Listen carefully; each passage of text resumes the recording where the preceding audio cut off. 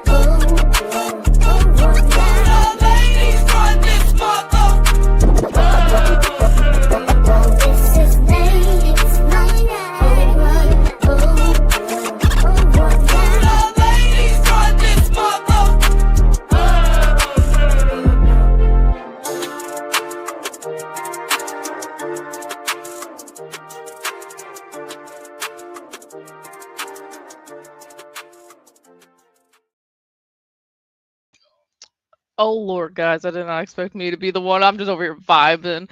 Happy March. Happy Ladies Night. As you guys know, the first Wednesday of every single month is Ladies Night. Do you guys? It's gloomy outside, but it smells like baseball. And we got our first WBC game tonight. We're going to talk all about it. I'm too giddy, but we got a fun show tonight. We have a special guest. Ladies haven't had that for a little bit, so that's fun. But I'm going to go ahead and kick off all the promotions and whatnot. So, as I said, every first Wednesday of the month is Ladies Night. Every month in between is the Platform Sports Talk Show. For the newbies. Oh, you guys want to know who I am? I'm Joe. Jobo. My husband called me Hot Mama tonight because he's the one that names me on the show. But yeah, I'm Joe, and you'll get to know me on the show, and Mickey's on my drink. But anyways, moving back on to the promos, we got every Wednesday. First Wednesday of the month is Ladies Night. Every Wednesday in between, we got the main show, the Platform Sports Talk Show, 7 o'clock Central Standard Time. You can find us on hot365radio.com or their app. You got us on Facebook, X, Instagram. Find us on YouTube where you subscribe and click on that bell. Once you click on that bell, you will be notified that the show's starting, and I got that notification myself. The last Wednesday of the month is going to be the Man Cave, where Stanton and Sadal and Craig Black and etc. They hold it down. They have a lot of fun conversations. They really get nasty with each other, so they're really mean to each other, but it's fun entertainment. But yeah, and then we got Hot 365 Radio, where it's always hot. And like I said earlier, hot365radio.com, or you can go to their app, and that's on Androids or on Apple, and twitch.tv as well. You can catch every replay, like this coming Sunday at 3 o'clock Central Standard Time. And we sound really good on there, so give it a shout. Yeah, so as I said earlier, guys, baseball is here. I'm feeling very patriotic right now with the Olympics and the WBC starting. So we're going to get into that, but let me go ahead and bring in Fiancée. My girl, Jaime. What up, what up, what up? What's up, Joe? You got to say from the boondocks. No, you can't say it by yourself. But yeah, you started that. Was that Smooth? Was that Boney? I don't even know. But I don't know, but that's your whole name for me. Joe from the Boondocks. For the viewers, out there, I live south. I'm in Missouri, but I live south. I'm not about to give you the address or anything like that. But hi, Miss Dub. Hi, Miss Dub. Shoot, yeah, I'm like, I had to like catch up right there. I was like, we knew Bunny was gonna be joining last minute. Bunny, we hope you feel better. Take care of yourself and the babies. But I'm sitting there like, retweeting or quoting the link to the show tonight, And then I look up and I'm jamming and it's my face. So it threw me off a little bit. So I wasn't even thinking. But It's how the intro song, yeah, it gets you all hyped up. You be in yeah, it. We yeah. gotta come up with a TikTok dance to it or something. I think We put could that do on my list of things to do. Okay. there you go. There you go. That's a Jamie thing. But how have you been, Jamie? I've been good. I was sick like Bunny probably like last week or so. But I'm back. I survived.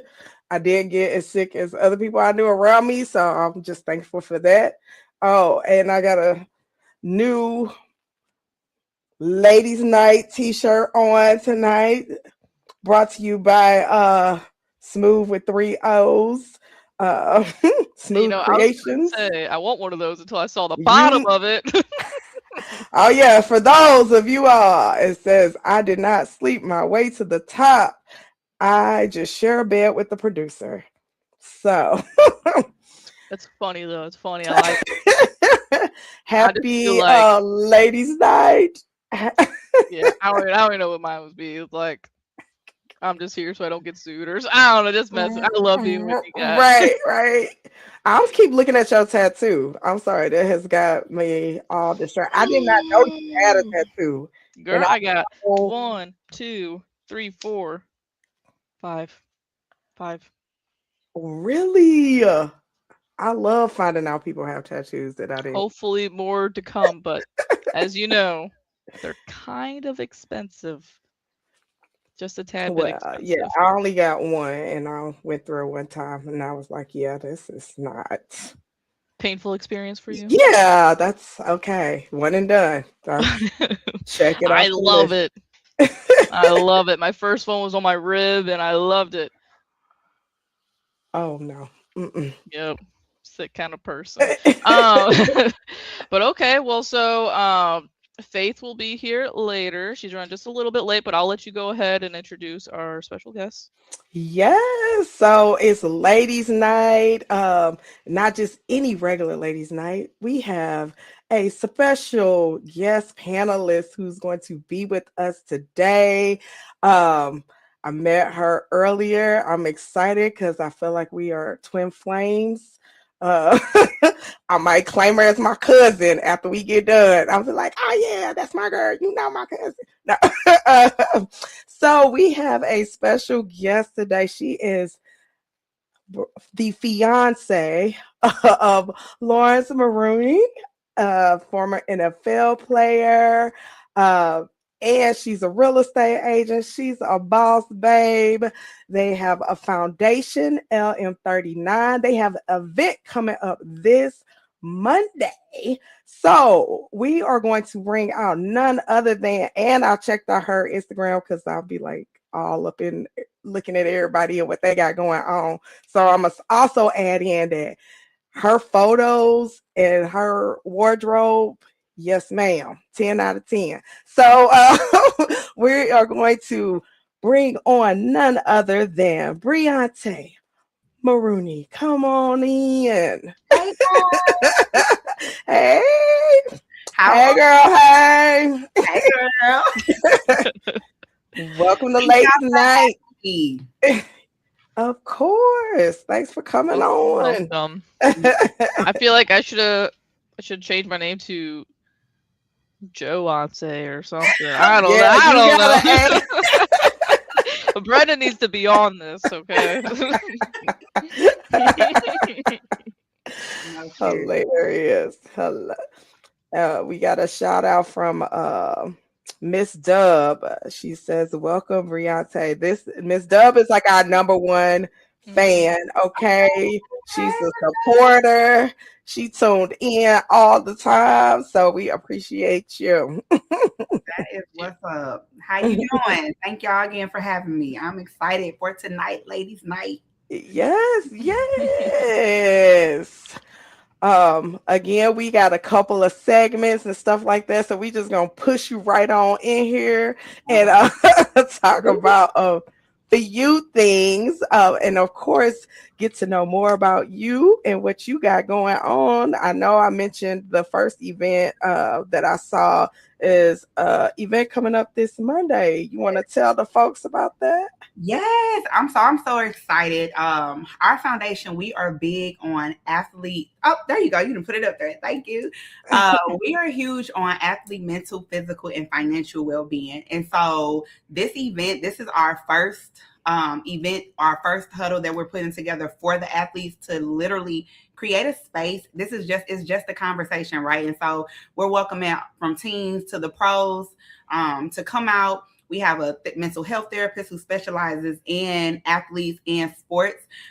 We have some professional athletes coming out. We got a bunch of high school guys coming out. We have some players who went to college D1 schools, and that's kind of where they stopped there, right? And so we are welcoming in all athletes. You don't even have to be currently playing right now. We have people like myself. I made it to college playing basketball, and then it was done after that, right? So even former athletes, this is a space where we're literally welcoming everybody to come and talk and literally dialogue with each other to kind of just really have a safe space and let out a lot of the things that they may be feeling and checking in on their mental.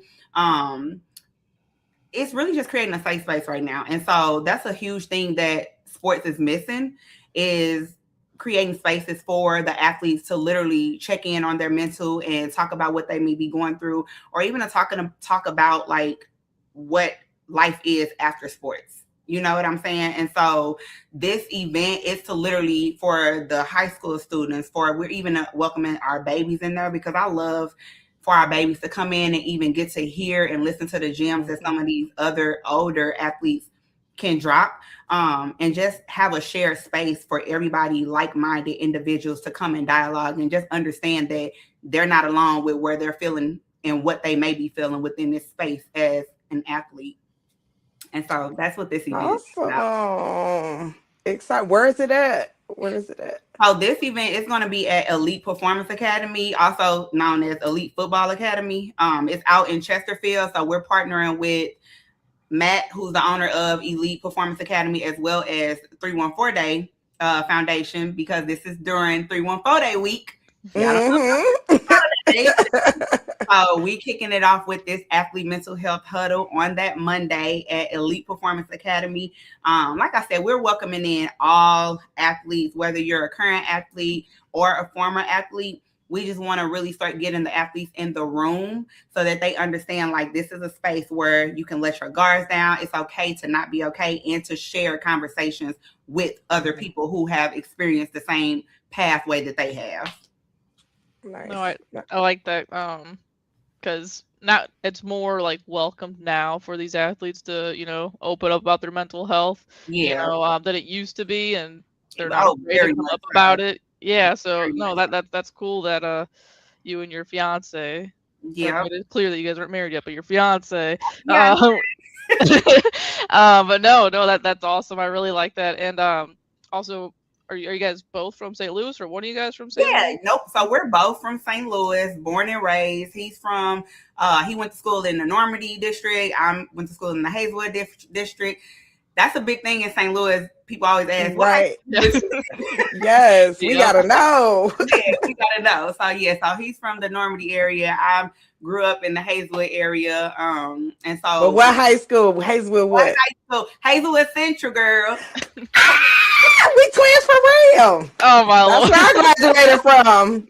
Hazelwood Central. Hazelwood Central. Yep. Went to Normandy High School, and he will not let you hear the end of it. He is right. Viking all day. So listen, that so much so I feel like I done turned into a Viking myself. So does he not? Does he talk about a lot because those schools are rivals, or what? Because I don't. They were at that time. I think now it's a difference. Maybe I don't think they're rivals now, but during that time, it's like Hazelwood was the school, the sports school. That was the school to be. And granted, he'll tell you normally it wasn't like they were like at the top of their rankings, but he felt like, listen, they had him. That's all they needed. It was me against y'all. He made it to the show, so he's got something to back it up. Right. Yeah, so he will let you Normandy till he dies. Vikings. In case any of y'all watching. I want to. Okay.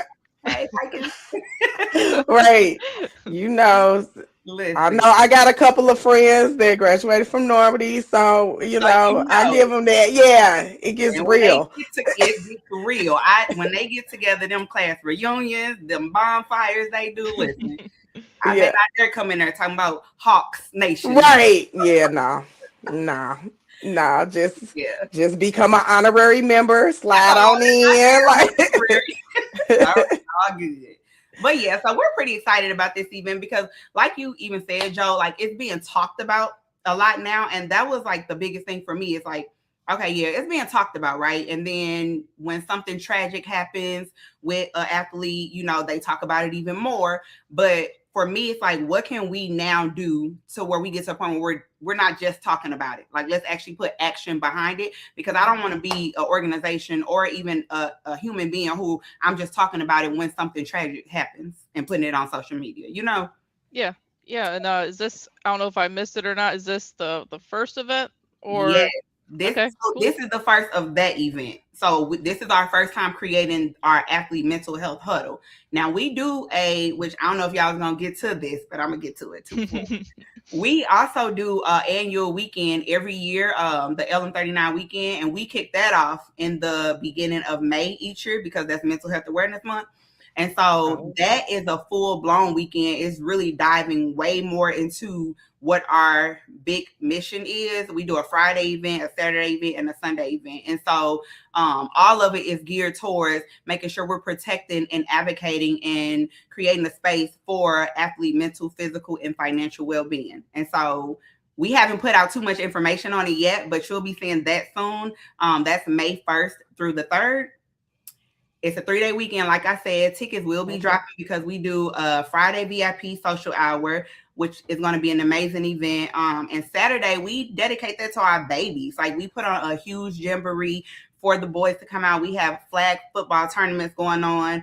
A bunch of community vendors come out. We bring some professional athletes back to the state, some who already live here and some from out of town, just for them to kind of build up that motivation within our kids. And so we bring them back in town, and it's like the kids love it. And so we have that event on Saturday, and then we wrap up the weekend with our brunch. And that is literally to show what our foundation is about, and pour into what our mission is, because it's near and dear to our heart. This entire mission is centered around Laurence and his experience as an athlete, and his upbringing and where he's at, and the pathway that he took to get to where he's at now. And so we're really passionate about it, and we're just excited that St. Louis is accepting it and being important and supporting it the way they are. Awesome. So y'all heard that. Make sure y'all come out Monday and in May 1st through 3rd. Look out for that as well. But no, that's amazing to have such an event. I have a nonprofit as well, but I see the similarities in regards to I feel like who is schooling life to the next generation, so they don't have to go through the same things that we did. And those questions can already be answered, and you need multiple people to kind of help with that and get that going. Why do you think historically that maybe mental health, especially with athletes, has not been a topic? Like it's so much being important to athletes from a monetary standpoint on their physical being, but nothing about the mental being, especially with everything going on in the world. So. Yeah, honestly, it's like right now, or not even right now, but just for as long as we can remember, an athlete is taught to be strong, taught to be aggressive, show no weakness. Weakness, they instilling in you, like weakness get you, I don't want to say this word, but like weakness, basically you go on the bottom of the totem pole, you get tramped all over. And so I think for athletes, they feel like in order for them to be successful as an athlete and carry on this strong demeanor, it's like they have to literally show no kind of emotion. And I think nobody has really taken the time to just like tap into their mental. I feel like mental strength is just as important as physical strength.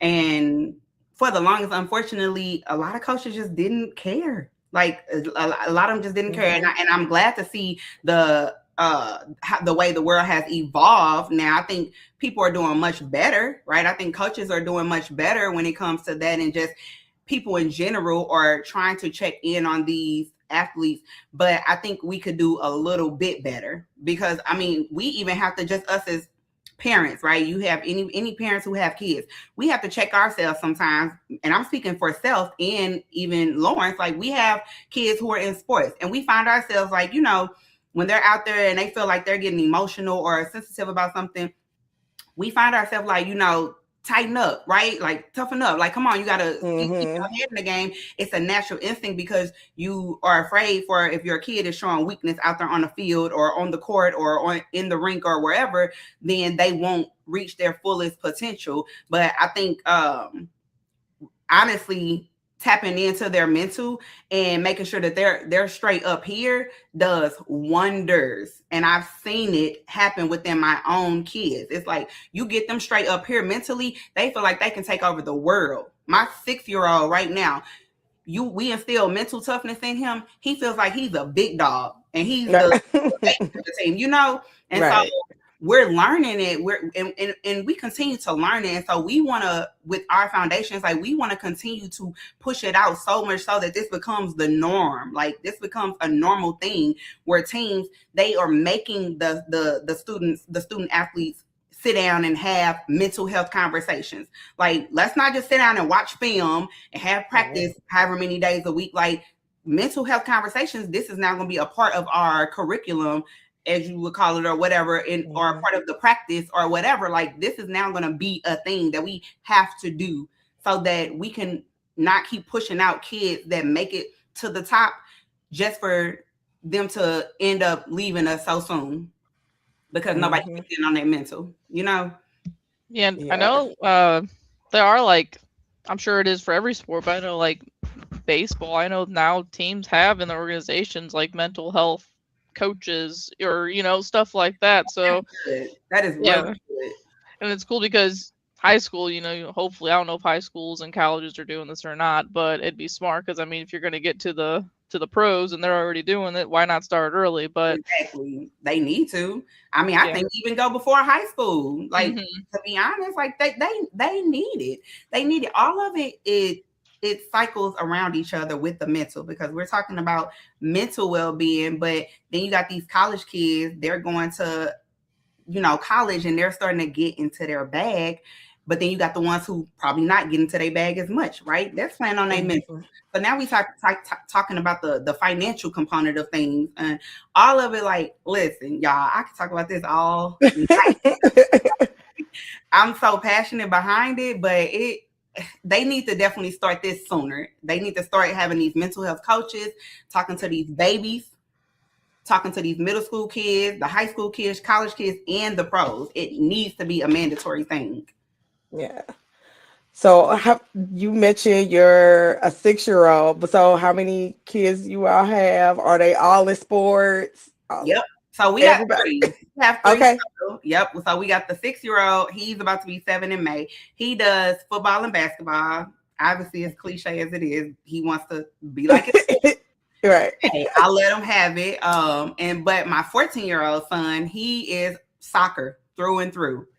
Nice. And so we're not a soccer household. We don't know anything about it, but it's nice that we're getting to learn about it. And it's so funny because I'm learning the different dynamics of, there go my babies.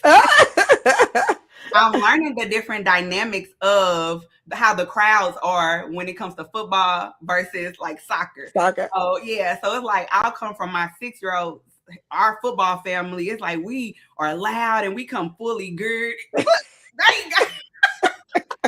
We come geared head to toe. We are loud. We got the cowbells. Like, we are so loud. And then I go to our 14-year-old and we go to his games, and it's like everybody's quiet, and it's like, let's go. And here I am on the other line. I'm like, let's go. I'm like, why isn't anybody else cheering like I am? Is that not proper etiquette for soccer? I don't know. Hey, you better represent. It don't matter. I'm here for it. And then we have a 17-year-old daughter. She actually wants to follow in her dad's footsteps too. So she does track and flag football. And so where she's at, she is on the flag football team, getting a lot of awards for flag football, wants to go to college in flag football. So it's really nice to even see how full circle moment, like to watch her, taken from her, and the fact that they're even welcoming in now football towards the females and taking it to the college level. So I think that's pretty dope. So we are fully packed with sports festivities, like all around. Right. Weekends is gone. Weekends are gone. When I say we probably had out the year, it was like a 2-week break when all of the sports were done. That was the best 2 weeks ever.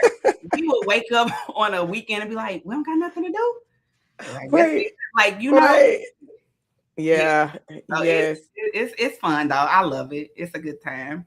Yes. Okay. We got to get your daughter on for ladies' night too, with the flag football. That would be dope. She would love it. We just talked about that on the show not too long ago, just like the popularity of it rising and all of that. And so that's awesome. Yes. And shouts out to all of them. Because I ain't got no athletic bones in my body. I'm one of them coaching from the sideline, ain't never played the sport. But I'm going to tell you what you need to do. Exactly. Ain't never kicked the ball. Ain't never shot a ball. Right. Exactly. Like, get low, hands up. Right. I got all the quotes. I was there. Right. What was I gonna ask? Okay, we was talking about the kids. Oh, so your youngest plays football. Mm-hmm. So with just the physicality of football, because I just put myself like, oh my gosh, if I had a son, would I really want him to play football or not? So coming from the mom perspective of, again, the physicality of football, what are your thoughts on that? Honestly, for the longest, and when I say we, Laurence included, he even, we always said that we would not even have him go into football. Or if we did, we were going to start him like at 10, because Laurence actually didn't start football until he was 10 years old. And so we just put him in like, the little flag football leagues, the non-contact things. And in soccer, we were trying him in that. And what we were noticing was he was wanting some contact. And now this is a 5-year-old child at this point, or 4 at that time. He was wanting contact. And he kept saying it as he would be on the flag football field and basically still trying to tackle. Right. Asking us, he like telling his dad, he like, Daddy, I want to hit. And so he said it for a full season and kept telling us that. And so finally we had the conversation and we're like, okay, he said he wanna start tackling some kids. So let's go ahead and put him on there. And so we linked up with an amazing man, Van Swingler. He actually has a huge Little League football organization, or not even football, like we do basketball too, but he has a Little League sports organization from 5 years old all the way to 8th grade. And so we linked with him and the team that they already had established, Super Seminoles. Shout out Super Seminoles. And so they welcomed us in, like we became a huge family. They took LJ in. He is the baby, so we have him playing up. So all of the kids on the team are a grade or 2 older than him. And so they welcomed him in as the baby and just kind of, teaching him the game. Of course, his dad is teaching him the game. Now, out there on that field, I will not lie. At one point, when I was seeing my baby get hit, it was doing something to me. It was. And now, we've gotten to the point where LJ knows if you don't want to get hit, you better be the one doing the hitting.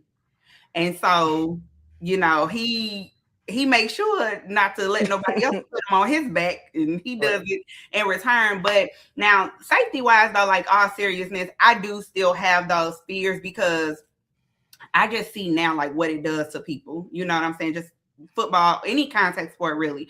I see what it does long term, and it does concern me. And so we just really try to do the best that we can do when it comes to like how these kids need to protect themselves. I feel like they are coming out with more and more new safety equipment for the kids to be more safe out there when they're on the field. And so we really are taking it baby steps at a time, to be honest with you. I don't even have a true answer, because I'm watching from the sidelines, and I'm like, okay, if it got to a point where I feel like, nah, this is really damaging him, it's a wrap. Like, I'm going to pull it. I don't care what football goal you got in life to make it to the league. Mm-hmm. We got to call it, you know, because again, I've seen firsthand what it has done, or what it can do to these men, to these women, just long-term health-wise. Right. Yeah, my brother used to play, and I was like, you know, like it's like I like it, but then I'm also like, oh my goodness, right? But yeah, it's a lot. Yeah. Hardcore. No.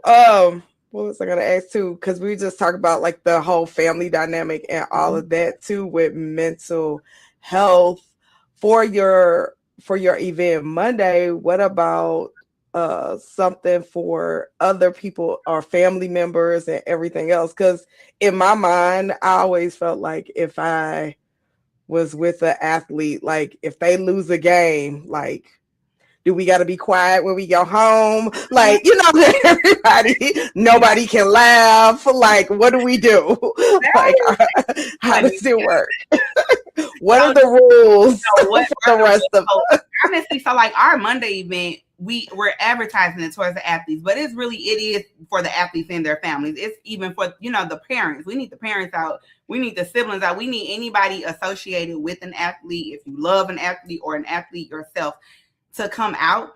But to your point, though, I think that's something we definitely need to look into, to have something that's strictly for the support system of the athletes, because that's a big one. You know what I'm saying? Like, you have a person who lost the game, and y'all on the way home, and you feel like you got to be a mute.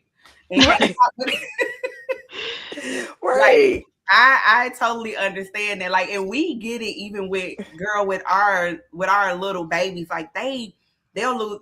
Okay, so we haven't lost a football game. Let me just say that we're undefeated 2 times. I mean, 2 years in a row, Super Bowl champs. All right. They done it for us. But like basketball or anything like that, if they lose, they are crying, right? And I'm like, not wanting to laugh, because it's like, come on now, y'all being so dramatic. Not this serious, okay? But yeah. But even just on a higher level, you have like the older kids. I do think that having the family involved when it comes to all of that, so that they do know how to, not necessarily like console, but in a way, like, yeah, console these athletes when they are coming from defeat, or console, or be able to, you know, connect with them and meet them where they are, because we don't know what they feeling in that moment. Or let's go further than a lost game, right? Let's go to an injury that didn't happen, that then took them out for the rest of the season. You know what I'm saying? Like, we don't know what they may be dealing with. We know physically they in pain, but mentally it's like they whole world probably feel like it just been shattered to pieces, everything that they worked for. And so it's no different from and now this is a far stretch, but just bear with me though. It's no different from, my background is in healthcare, right? And so a big part of what we had to learn was how to deal with patients, or the older population who have dementia. You have trainings for that, because a lot of people don't know how to deal with people who have that, right? So I think it should be the same thing when it comes to athletes, like the families or the spouses of these athletes, or the parents, the siblings, whatever. Like, we need to all learn how to console athletes and how to help them cope with a loss, whether it's a game loss, a loss of the sport, a loss of injury, or whatever. Like, we need to all do our part with learning that, and being able to, and not only just learning it, being able to tap in even with ourselves as support systems of the athletes, because sometimes it's not just the athletes that go through it, it's their families as well. And again, I'll even take Laurence, for example. He made it right to a certain point, and once he lost it, he didn't just experienced that loss. His mom experienced that with him. His sister experienced that. His brother, like, you know what I'm saying? They experienced that loss with him. And imagine your son. There go my man. Imagine watching your son and literally having him be able to focus on nothing but his sport and perfecting his craft all his life, and he makes it. So you feel like, oh, okay, my investment, it paid off. Like I sacrificed my, you know what I'm saying? I made sure my son only have to do this, focus on, and she'll tell you he focused on sports and school. That's it. I didn't make him have to focus on nothing else, right? And you get to this point and then you lose it, or you lose the game. You suffering that loss too with him because you see him hurt. So you hurting with your child. So like the mental health component behind it for the athletes, it goes way further than just them. But us as a support system, we have to make sure we're prioritizing theirs first, and understanding how to, you know, help them and be their safe space. Yes, definitely. Maybe it was like a year ago, we had Miss Nikki, Xavier Worthy's mom, on the show. And shortly after that, though, is when, because at that time he was engaged, but his fiance did this whole story, you know, like literally could have ruined this man's life, legacy, everything, because she lied and said he did this and that and all this stuff. And it, you know, like, thankfully it turned out that he was, you know, proven innocent and she had lied about everything. But I was just like, and just from meeting her, I just know I was already mad, and I don't even know him. Like, you know, I don't know him at all. But I went into auntie mode, you know, like, oh, we about to roll up on her because what you not gonna do? But you know, I'm just saying, like, the whole impact, because like the way she spoke about him, you know, like this was his dream from 4 years old, and you know, he just done all this stuff to get to this point, and you know, like you said, but nobody's, especially for a male, I didn't feel like reaching out or that sense of, you know, consolation. They automatically feel like that they're strong. And then and a lot of times, like, to be honest, they themselves, the male or whoever it is, like, they don't show it. They'll put on this exterior and make it seem like that everything is okay to the world. When they go out and walk out them doors to the world, they are still them smiling. They still, you know what I'm saying, laughing with people. So everybody probably feel like, oh, they okay. And like them, that saying, as cliche as it is, when they say check on your strong friends, it's like, that is so true. Like, you know, I think I've witnessed it. And Laurence has spoken about his journey, his mental health journey, a bunch, right? And how he's dealt with depression and things like that. And me coming into this space with him, I could see how people could easily be tricked to thinking that he was okay and like that he wasn't dealing with anything, because outside surface and outside looking in, he was still his normal goofy self. Like, not calling my man goofy, but but he was like his normal, you know, self. If you know him, you know that, like, you know that he's a loving individual. He loves hard, and you know, he jokes around a lot. So to the outside world, they think, oh, he cool. Like, you know what I'm saying? It literally took for me to be on the inside to see, like, oh, this man broken. Like, he broken, and he put it on a huge facade to the world that they don't even know how broken that he really is. And he didn't admit it for the longest. Like, he had to really dig deep to realize, like, yeah, dang, like, I do have a lot of depression going on and mental things. And this is after the game. Like, people mourn the loss of a sport that they have literally worked their butts off to get to. Right. And once it's taken away, it's like you grieving, and it's never an amount of time that people can put on how long you can grieve for. But yeah, so it's like he looking at him, you couldn't tell nothing was wrong with him. He didn't know how to ask for help, or so he just going on. So it's like the same with this guy who you talking about. Like, nobody knows to check on these people, and that's what we just got to do better with. Yeah. Yep, definitely. This show, as I knew what you were about, the organization was about, it made me think twice because it's a lot going on social media right now with Stefan Mhm. Diggs. Like, oh, you took L after L after L, like, because in my mind, Cardi B's my friend. So I'm like, oh, you left my girl, you lost my girl. So you lost Cardi B, you lost the Super Bowl. Now you getting like you got kicked off the team or whatever. So, bro, you just L after L. But then I was like, Jamie, think about his mental health. Jamie, Like, think about that man mental health. yes. So then I said, see, but the pettiness could just spiral. But that's how like the comment section and all that was like, oh, you got big L's. They are dragging that man. So imagine what that's doing to his up here.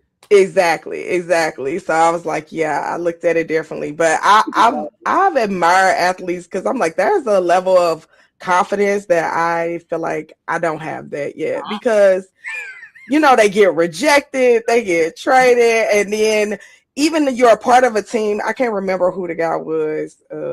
My husband will know, but he did something like taunting the other team when he did something in the game, and then you made us lose yards. And I'm like, see, I'll be ready to fight you. And you on my team because you're messing it up. And I'm like, I don't know if I'm that mature.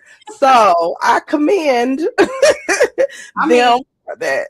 But take a minute one day and just like really YouTube the stuff that they go through before they even get to that point of being selected. And imagine what your confidence got to be on level 1,000. I don't know that I'm that strong. Like, I think I'm weak if that's the case. Because to me, it's like, oh, you ain't call my name at this draft. You embarrass me. You got these cameras in my face. Like, I'm right. Yes. I'm mad at that moment. I'm feeling like, nah, F all of this. I don't even want to do it anymore, right? But even that process after that, it's like getting traded. The whole free agency thing, sitting by a phone, waiting to get picked up by teams, like you know what I'm saying, just being dropped. You go from being a man or being a woman to you just dropped. They just drop you, and most of the time they don't even have a conversation with you prior to it. Right. Like what? How? I don't even. And dang, I looked at y'all as my family. I thought we built a whole little family within this team. It's that's just not what it is. So just like imagine, like, man, your mental got to be so strong because it's almost like you can't show weakness in this field. Your mental has to be strong when you in it. Yep. Yeah. See, and that was another reason why I picked Shedeur Sanders for. We had a black quarterback. I don't know what it was called. A black quarterback draft pick or something. What's it called? Bracket. A bracket. So yeah. I was going to mention Annie earlier when you mentioned your daughter plays flag football, but we do have, and Jamie helped me. Annie, I'm sorry, is it St. Louis Slam or what's their team name? Yes, someone. That's right. All right. Well, anyways, they're like five years in a row champions or whatever. We had their like coach and some team members on last summer. I can't remember if it was last summer or not. But anyways, so she'd be cool to have on if we ever have your daughter on. Yeah. But I don't even know where I was getting at with. Oh yeah, she made this bracket on one of the last ladies' nights of like just the sexiest black quarterback tournament, because March Madness is coming up, and I think it was like you and was it you and Faith Hatcheter? I think. Yes. I had Jordan Love. Jamie, I know he made it the furthest. I have a type, and it's pretty boys, and Jordan Love was my winner, but Joe definitely got a type. Yes. But of course, Jalen Hurts made it, but I felt like that's just too typical, so I had to go different. But that's what we do here on Ladies' Night. We did it like a little twist, the important brackets, Right, very important. So also, let's just talk more a little bit about you. I saw that you are a real estate agent as well. What you all got going on? tell us about? So I started as a real estate investor in 2015. And so I got, honestly, that's what me and Laurence bonded over, was real estate, actually. Oh, okay. The story how we met and bonded is pretty funny. That, you see my man Jersey up there. Yes. Love it.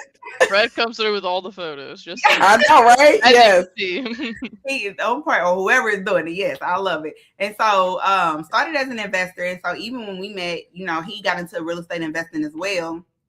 And so we just found the passion about that. With us both doing it, we both realized, like, you might as well become an agent so we can be our own realtor and do what we doing. And so that has carried us up till now. And so the biggest thing for me is, because we're so passionate with our foundation, I always wanted to figure out how to combine my passion for real estate and my passion for the foundation and what we're doing. With the real estate, we love flipping houses, right? Like, we love doing renovations. So we have like a rental portfolio. We flip homes. We're getting into developmental projects. And so we are really trying to grow, or we are growing our real estate empire with that. But adding to that, I saw that there was a gap when it came to the financial literacy from an athlete standpoint. And for us, we developed the financial literacy. It came after the league, but again, a lot of things are shifted and kind of cater to what I felt like Laurence went through with being in the league, him getting in it young and not knowing what to do with all that money that he got as a 21-year-old kid. You know what I'm saying? And you blowing it, essentially. You spending it on things that just don't bring you value. And so for me, the light bulb went off to say, like, okay, we need to now not only just focus on the mental side of things, but we need to be focusing on the financial side of things. I'm not saying I'm a financial advisor, but through real estate, that is what brought us to our financial literacy and helped us with growing our real estate empire. And so we are wanting to instill into the athletes on how to build assets, or how to get assets and build and have wealth management. You know what I'm saying? And how to make sure that they are making their money work for them, as well as how to make sure that their money will continue to work for them when the lights go out, when the crowd stops cheering, when you play that last game. You don't want to feel like, dang, like, okay, where my money gonna start coming in now? You know, you want, when I get that first check, I need to start making some investments and putting my money into something that's gonna continue to grow, where my money will be multiplying. So when I'm done, because as much as everybody doesn't want to admit it, the game got to end at some point. And so when I'm done, what am I going to be doing? For us, that was real estate. For Laurence, it was real estate. He didn't become a realtor, but that's what I'm for. And so, you know, so now the goal is, or not now, but the goal is and has been strategically helping athletes when it comes to building up their assets and building up a real estate portfolio, so that their money can continue working for them when they're long out of the game, and that they don't see a gap. And just getting them to learn the business side of things outside of just playing a sport. And I think when they go into it, especially because they're getting to the bag even younger, they're getting it in college. So these kids are getting all these NIL deals. And, you know, what's the first thing young people want to do? They want to spend their money on what? Freaking cars. Jewelry, cars. Yeah. And just splurging and all this other stuff. And it's like, you look back at it, like, man, you could have bought up the whole block. Like, literally, like, Laurence he lived in Hanley Hills in St. Louis, right? Looking back at it, and he sees now how he could have easily pretty much bought that whole neighborhood up. I mean, outside of the homes that are already owned, right? But all these vacant homes that went up for sale, like, you could have bought that up. But instead, we got cars. We got 8 cars. Why do we need 8 cars? Like, you know what I'm saying? We got jewelry that gets stolen. We got, and so, like, for me, like, again, so that I found a way to connect both of my passions. So real estate and sports and athletes and football and all of that, like, being able to combine them to really help, again, the athletes, the younger athletes, even the ones who go get into the pros, like helping them evolve all the way around the board. Because you think that certain things are like common sense when it comes to the real estate game, and it's like you'd be surprised you talking to a 19-year-old or a 20-year-old and they don't know the first thing about what a freaking mortgage is. You know what I'm saying? Mm-hmm. So so the real estate game for me, it has evolved so much. I love the direction that we're going in it now. Like I said, starting as an investor and just increasing my knowledge when it comes to on the realtor side, and being a strategist for the athletes as they continue to. So my family just came in here too. If y'all heard him in the background, but yeah. So I'm pretty excited about having that component added in. So as we're talking to these athletes about like mental health awareness, like we're tapping into them when it comes to the financial. We're tapping in. It's all good. Or mamas, it's okay. It's okay. Right. To the girl, I forgot what I'm talking about now because yeah. I had a question because you said you guys like to do like the flipping houses and stuff. Is that like your main thing you do, or do you actually also just like sell show houses? Both. Yeah, so I do both. So it started off just as just strictly doing investment properties, and like that's where I literally wanted to stick with. I wanted to work with nobody but investors because I was one myself, and so I just felt like I just only want to work with other investors. But as time went on, and I started to see the, like I said, the gap with where we're at when it comes to athletes and like their wellness all around the board, like I felt like I needed to extend myself even to on that side. So I do sell houses as well, with traditional residential properties, as well as commercial properties. But I specialize. Hold on, y'all. I'm so sorry because I'm on a podcast and the two Lawrences decided to come in and be loud, but okay. Okay, yeah. So I specialize working with the athletes, but yes, I do traditional buy and sell as well. Awesome. No, me and my husband, every time I'm like looking at, I feel like when I went to Charlotte, I saw no abandoned buildings. And then when I come to St. Louis, they are everywhere. And I'm just like, why? I feel like when I was in Charlotte for a little bit, like while I was working, I was like, dang, they just like will tear it down. It's gone. Like they not about to have no like whole bunch of vacant buildings around. And here is so many. And like I have a nonprofit called Girls for Life, and I want to get a building. And every time I ride past them, I'm like, see, it could be right there. It could be right there. That building's doing nothing. It's It's for so long. Yes. I was just like, that's one thing that I don't know if that's just like a St. Louis thing or what, but I just really hate a number of abandoned buildings and properties, and especially like when the tornadoes was happening, they was talking about people stealing bricks. I'm like, these houses been sitting here for forever. Like if you was gonna steal, you ain't have to wait till no tornado. Exactly. Yeah, it's right there. Like so. I don't know, and I hope that, and I think that's what really makes our city just look so ugly sometimes. Is like seeing all these vacant buildings, and I know they get into them at some point, but a lot of it too, I'll be honest, a lot of it is we think that they're vacant, and they are vacant, right? But we think nobody has ownership of them.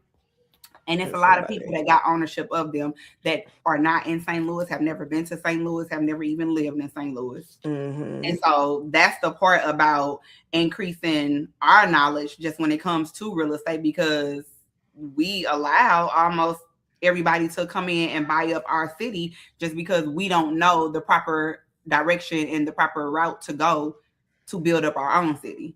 Yeah. Like what's that? I don't even. It's right next to the football field.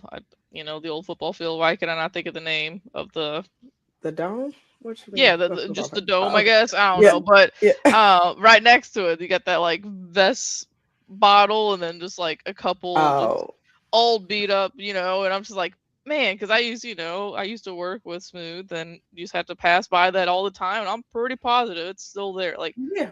why is that? But like you said, if there's people that don't even live here or whatever that just Yeah. own that, then what can you do? But yeah, like little things like that, at least around the city, like Exactly. people talk about the city so badly, and I get it, whatever. But I love where I'm from, Hey, I that's yeah. true. Yeah, I love, being from St. Record Louis player. and whatnot, and so like I'll defend it every chance I get, Yes, but I ma'am. I do wish that, little things like that could be touched up here and there because, sometimes you go down Broadway or, just make your way Oh, downtown. seriously. Seriously. Oh my Yeah. God. Don't even get me started on Broadway. Broadway could be so, and I know we're going to get back to the sports talk, but let me say this really quick because Broadway could be so amazing and just, oh my God. And I can only imagine what it was like before our time, but now it's just like, man, it looks crazy. And I wish it was to a point. I forgot you said what her name was, but who she we call her Miss Dub. Miss Yeah. Dub. Yeah, like she made sense of what she said, like even with the unpaid taxes and how properties got to sit vacant for so long, and just how out of town landlords are the biggest problems that we have. She said these old houses are very expensive to tear down, and that's that part too. A lot of them, the old houses and a lot of the old buildings. We got a huge building on Grand that it was an old nursing home. It could be something amazing sitting right there. It is just taking up so much real estate. Yeah. Nobody was able to do nothing with it. Yeah, that's what I be wishing. Like, exactly. I give me some coins No, so right? I can. That's why I got into real estate because it became like that part alone. It's like I know I can't rebuild the whole city, but right. like I'm gonna start with something. Like we'll start Exactly. small and I can contribute and do my part. And so that's why like us finding homes and like fixing them up and flipping them, like that became such a passion for us because even.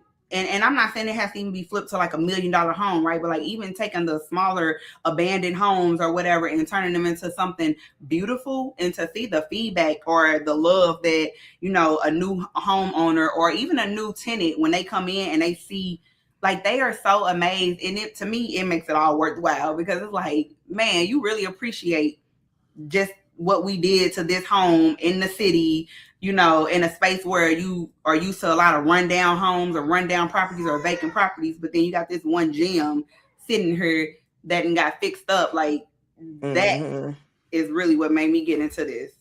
Yeah. Well, I know earlier on you had mentioned like that's how you and Laurence met, was through the real estate investment. But then you said it was funny how y'all met. So I want to know the tea. How did y'all meet? I'm like, I'm gonna come back to that because we gotta get back to that. I'm glad you asking me and not him. His version is completely different. Oh, okay. And I don't even want him to hear us talking about it. He's gonna try to come and jump in.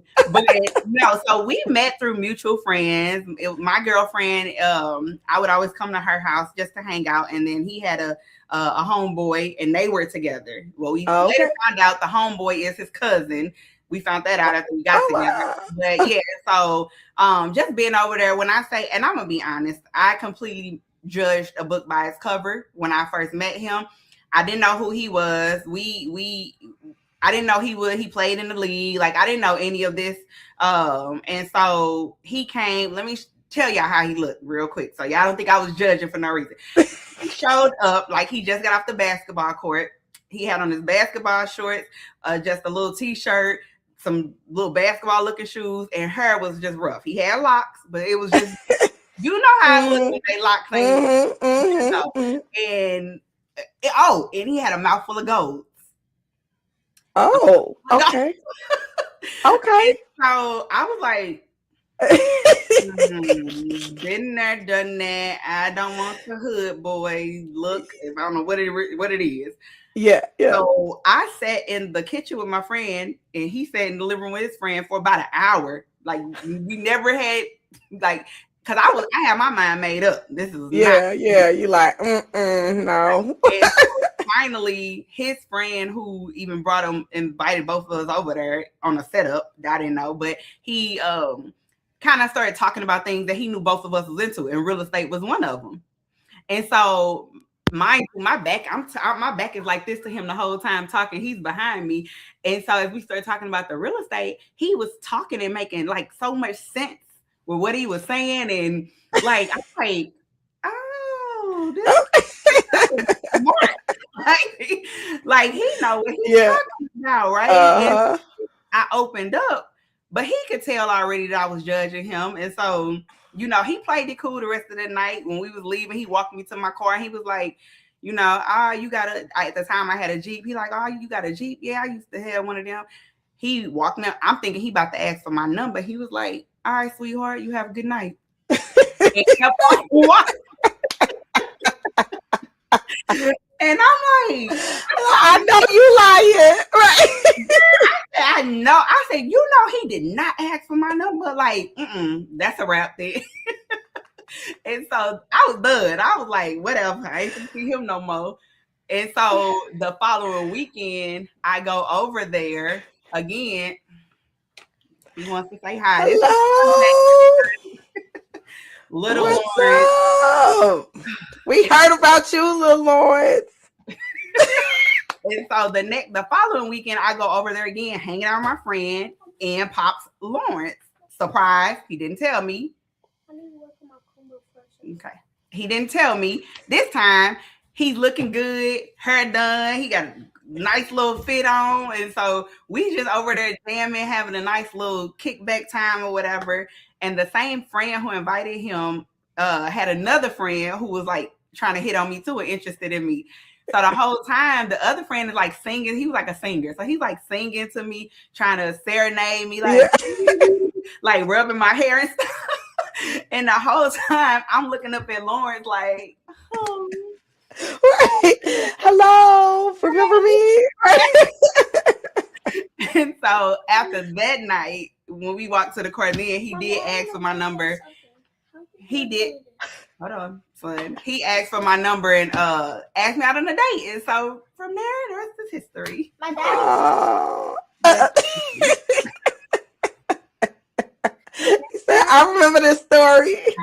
Yeah, so. And so awesome. That's a good story. Okay, I'm sorry. Hold on, because now he's home from training and it's mama mode time. Yeah. Don't ask your dad, please. So I think I saw the date. So the wedding day. Wedding day is May 20th, 2020. Okay. So let me tell you the fun fact why I picked that, because it's on a Wednesday. Everybody was like, why you pick that day? Oh, okay, great. It's right in the middle of graduation time, all of that good stuff. That's the day we met. Oh, nice. May 20th. Okay. Yep. And then the numbers go together so well because his birthday is February 5th and mine is December 20th. So the 5 and 20 together, yeah. I love it. Okay. Right. Love it. Beautiful story. Cool. Well, yes. Congratulations. Like Ms. Dove said. Yes. Have it your way, whatever day. And that makes total sense. So it has to be May 20th. Oh, yeah. Like, it has to. Miami. Now he's trying to take around. He's been ear hustling this whole time. Tell him come say hi to us. It's ladies' night. We'll allow a hello, and then he gotta go. Look, that's it. Come on and get your little hi and bye. Hi. What's up? Go Vikings! No. Go Vikings. All right. Oh Lord, go fight! You know, we gotta get some points. You know, right. Hey, try to get some cool points. You know what I'm saying? All right. Also, you said you played basketball. Right? Girl, yes, I did. It's so funny because I'm coaching my 6-year-old basketball team right now. Okay, coach, add coach to the list. Yes, if I don't got 1,000 things to do.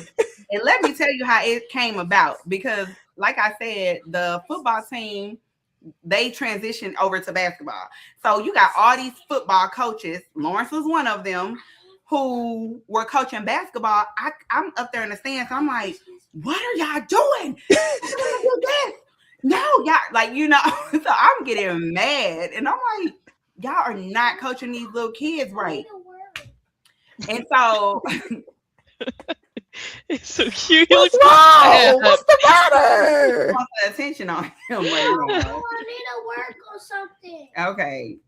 So I basically told them, listen, don't even worry about coaching them no more. I'm gonna help You got this. I got this. Yeah. So I played from 3rd grade up to my freshman year in college. Oh wow, okay. And so I you know, I know a little something. Right. So you know what it's talking about. Okay. Don't have them connected to Wi-Fi. So I mean, it's Women History Month. You gotta do what you gotta do. Sometimes you just gotta and I'm pop like, out and show them. Like, y'all know what you're doing. and it's so funny when I come to practice. It's like I still come fully like office work attire, like looking glammed up, and I'm out there trying to practice. Defense, slide, hands out. There she go. Right. Okay, coach. But yes, I love it though. I love it. Is it Awesome. since your son's on the team, like, can he take you serious as a coach? You know what? I had that talk with him, and I told him he ain't got no choice but to take me serious.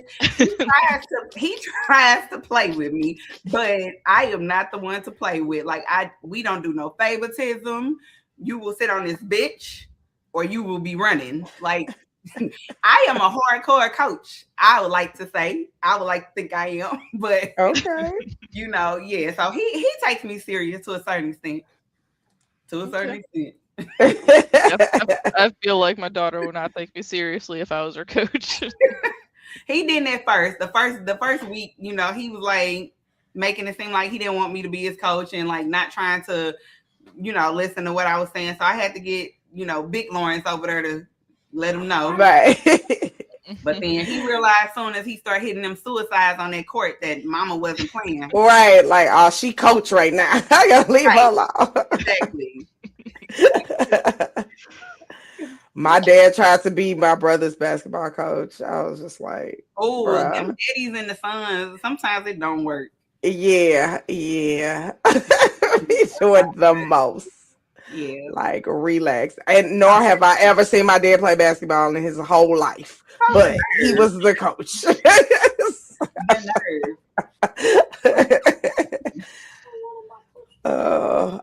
Okay, let's see what else we I want got. y'all to know he does not come by me this much ever. Like, y'all don't even understand how much I'm kind of boiling right now, because it's like for you to walk in, you hear your son keep bothering me, and does not come up to me this much. So he is trying to No, you showing us, because that's what I was gonna ask you. With all the things you're doing, how are you balancing it all? Because you sports mom, coach, real estate, the nonprofit going on. So and a wedding on top of it. You know what? Everybody keeps asking me and throwing the wedding in, and I'm like, the wedding has been the least of my stress. Like, the wedding, I'm so ready. That's gonna be a vacation for us. Like, I'm so ready for the wedding. That part has been smooth sailing. It is everything else what you just named off, and I'm like, man, I think busyness fulfills me for whatever reason. I don't understand it, and so to say, how am I balancing it? Like, I'm not. Like, I'm literally. I always tell people, like, balance is such a myth.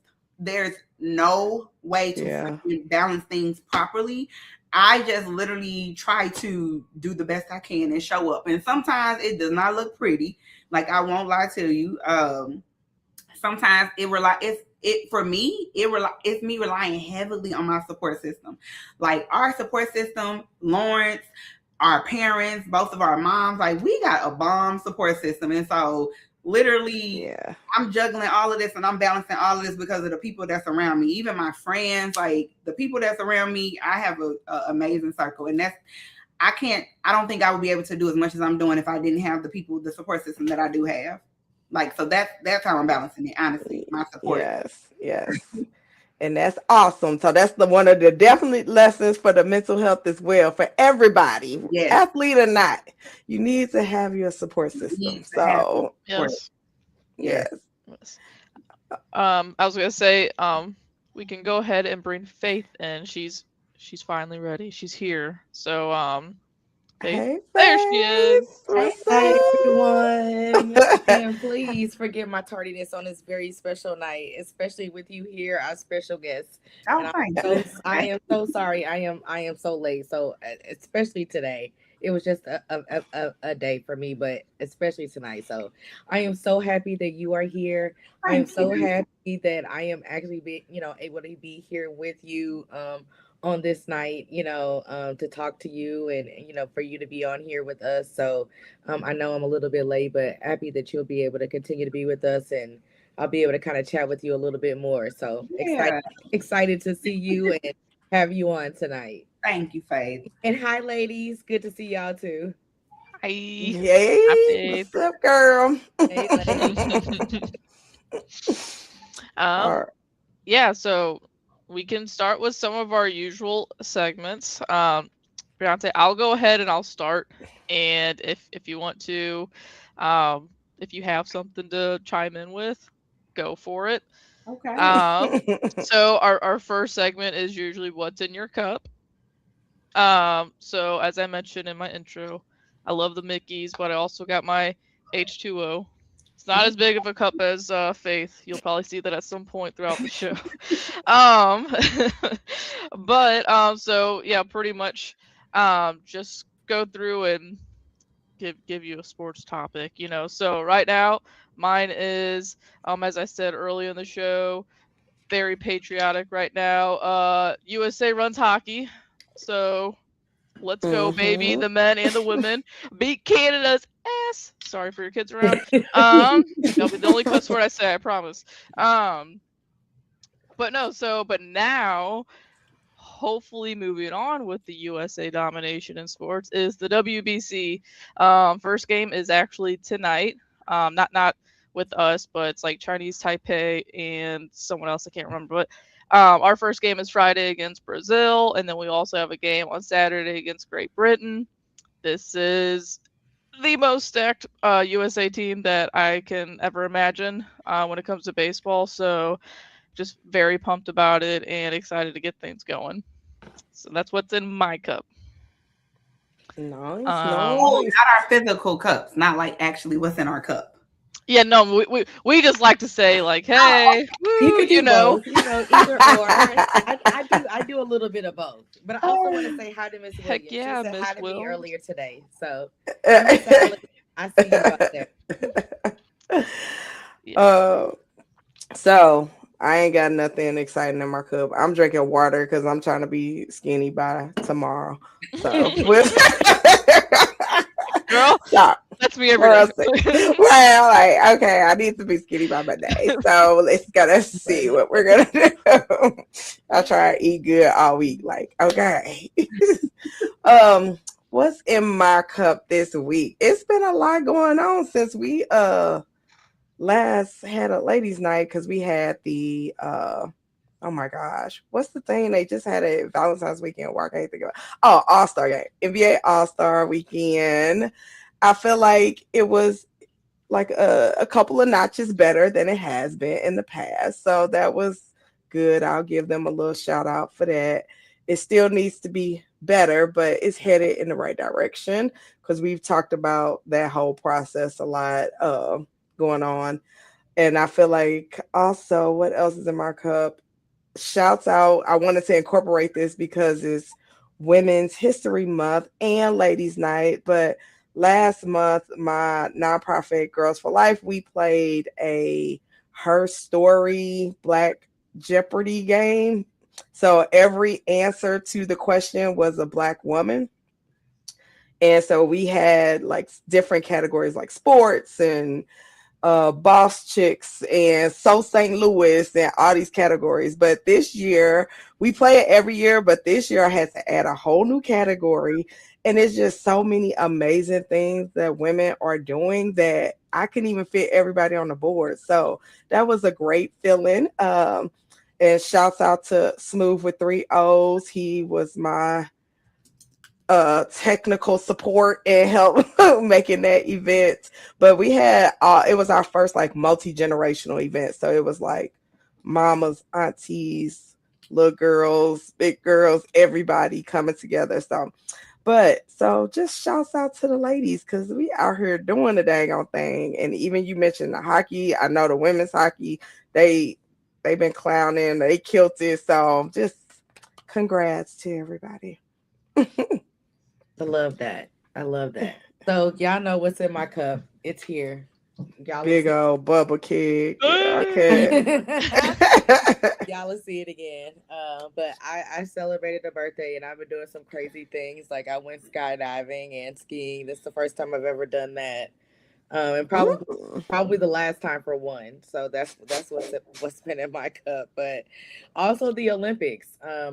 I have some stuff that I want to talk about. There's been some controversies and some crazy things that have been going on with the Olympics, but also some really good things that I also touch on later on in my segment. So um, we'll touch on some figure skating. We'll touch on some controversies with curling, and we'll touch on some history that was made during the Winter Olympics. So we'll touch on those things, but that's what's in my cup for now. All right. Yeah. And Briante, yeah, just saw your message. So Briante's got to get going. So we do want to give you a little send off. Okay. Go ahead. Go ahead. First, I want to say thank you for joining. It was really nice to get to know you, meet Thank one you. of your children and your husband. Not husband yet. Fiance. Fiance. Very little, but yeah, it was nice to get to know you. And go ahead and throw some socials out there. Talk about the event again coming up and the one in March. Oh no, Yeah. March 14th and March 9th. May 9th. Okay. March 9th and then May. Yep. So you all can follow me at Briante Maroney on Instagram, on all social platforms, honestly, Instagram, Facebook, YouTube, and TikTok. As well as you can follow our foundation page at LM39 Foundation, all across all platforms. Again, our March 9th event that we have coming up, that is our first athlete mental health huddle that we are having. It's March 9th. We welcome all athletes, like I said, whether you're a current athlete or a former athlete, as well as the parents, the family members. We welcome them all. This will be the first one. It'll be a huge safe space for all of our athletes to come out. We have therapists on standby, and it's going to be a good night, as well as our our annual LM39 weekend that we'll be having, and you'll get more information on that as well. Tickets will be out soon for you to purchase. We definitely will love the support from everybody. That is May 1st through the 3rd. And like I said, that is through our foundation. It's a big 3-day weekend to where we're literally bringing in awareness and advocating and showing what our mission is about within the St. Louis region. Again, we focus big on athlete mental, physical, and financial well-being, with tying in on our financial component really big within real estate. And so you all will see a lot of that as we continue to promote things on our Instagrams. You'll see a lot of real estate things going on, a lot of athlete things going on, sports, family, like you'll see all of it. So I really hope you guys follow us and continue on with the journey that we're going down. And thank you all again for having me on here. I really appreciate you, giving me the platform to even express and talk about these things, because most of the time it's Laurence talking about it. And so just to get it from the ladies' standpoint, this was nice, y'all. Yeah. Yes. Hey. No, thanks so much. Thank you. Have a good. We got to keep in touch. Get your daughter on too. Definitely. So. All right. Guys. All right. Thanks. Have a good night. Bye. Nice to meet you. She was cool, man. Who found Briante? Was it Smoooth that reached out. Was it Smooth you, up in the JR? DMs again, you know. Shouts out Okay, to the Smooth for producer. The trio. man is good with the DMs. Um, Faith, I want to just let you know. So I think Smooth changed my name. Um, Okay, I so was confused at first when I got I, on. I was like, wait a minute, there's two Beyonces today, I but then I gotta. realized so you were Joe Joe Beyonce. I Yonsei. have to explain. So whenever I first came on the pre-show, Briante was saying sometimes she's like Briance, and then we got Jayonce, and then I was like, man, I feel like I should just be Joance. I was thinking, so And am I Beyonce? Like, do I need to join the Not queue? Smooth, everybody. go ahead and Who I change it, need to Smooth. Go ahead and be? change it. Right. To be I love Beyonce. it. But no, yeah. So that's Oh what's going yeah, on there there. we go. There we Let's go. Beyonce. go. Now, Oh Lord. Okay. Well, that. buddies, don't be mad you missed tonight. Yep. She's not part of the Beyonce club. Beyonce club. All right. Well, so next segment is about Joanse. That's Joe you. knows. Joe knows that's me. Um, so I did touch a little bit on, just WBC, and y'all, I'm gonna have to get rid of this after this segment because I don't like how it looks. But WBC, full effect. And tonight you had I can never say that word. Practice games. I can't say that word. Expeditions. Expedition. It's hard. It's hard. Exhibition. Okay. Well, they've She had those said, games. okay. I had to get myself together. Exhibition. Okay. Thanks, Smooth. But those games have been going on here recently, just some major league teams playing, the countries and whatnot. But tonight starts, it's Chinese Taipei, and I can't remember who else it is, but they play tonight, in about 40 minutes or so. But yeah, so that's going to be fun. That's going to be all we watch here at the house, coming shortly. And then I'm really just excited for spring training to be over with. Because at a certain point you see so much and then you're just ready for the real games to start. But I wanted to focus a lot on hockey for this because the NHL trade deadline is this Friday. And there's already been lots of crazy rumors out there with your St. Louis Blues. One is Robert Thomas, apparently Buffalo, possibly the Habs, the Bruins. They all have somewhat of interest in him, but the Blues are wanting a big package back with whether a couple of first rounders and players that are ready now. So that talk has kind of died down with Thomas, but Colton Parayko, apparently there's a deal out there, but he needs to approve it. But it would be him going to Buffalo, to the Buffalo Sabres. And Parayko might be the longest tenured St. Louis athlete right now, honestly. He's been here for almost 10 years, I think. And I mean, he's won a Stanley Cup with us. So that would be a big one. Bennington's name's been thrown out there with the Oilers again. You have Justin Falk, Braden Shen. There's just anyone is honestly up for grabs right now with the St. Louis Blues, and apparently there's been conversations of a lot of these guys don't want to have to go through a rebuild again. Look at my stormtrooper popping through. Oh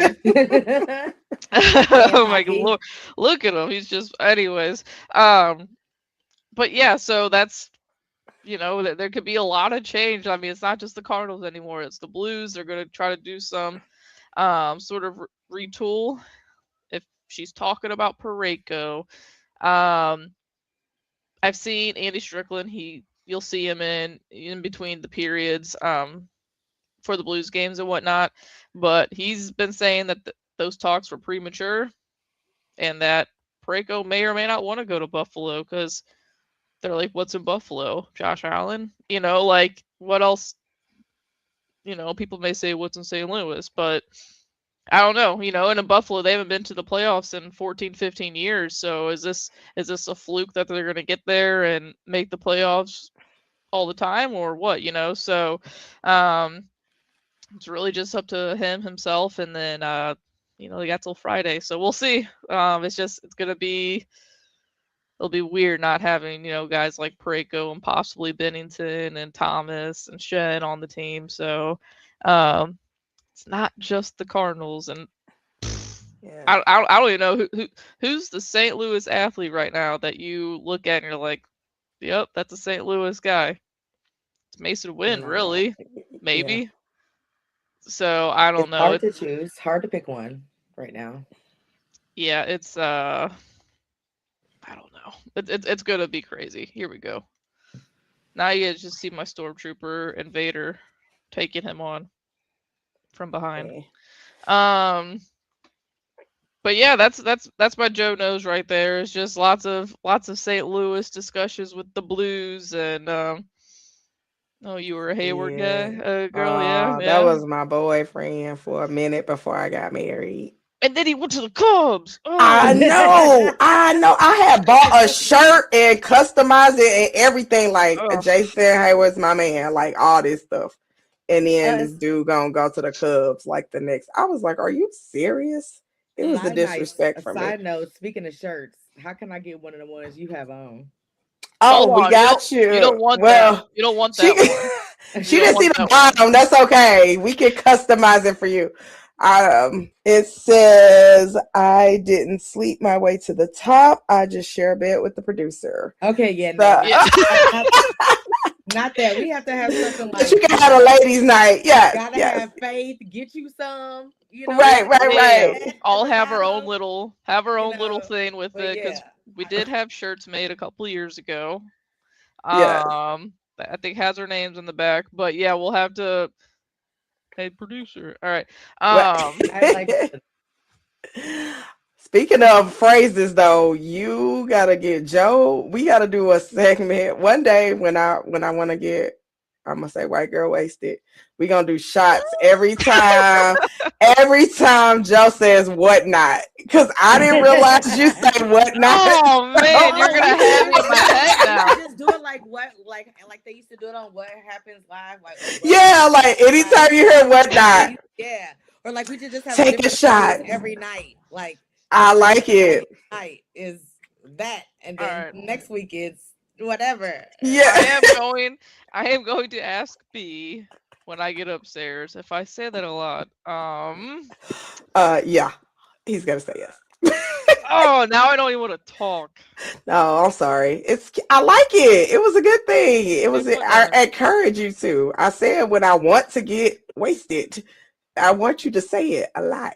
Right, well, you're drinking just water right now, so when's that? I know. That's what Oh man. Okay. Well, I'm gonna have to think of how I'm talking right now. No, sorry. But I have been learning a lot about baseball and hockey because I am forced to listen to 101 ESPN in the mornings. So and I'm famous now. To what? Why are you forced to listen? I hear it. Gun to your head? Yes, basically. Because he's listening to it, and so I just, it's the background noise. I'm one of those. I don't like talking in the morning, so I don't have to be talking. Just they're talking to me, but I'm used to them now. They've been very entertaining. The one day I was listening to it. He was in the shower, and I'm like, they just said your name, and they were talking about the fight at the SLU game.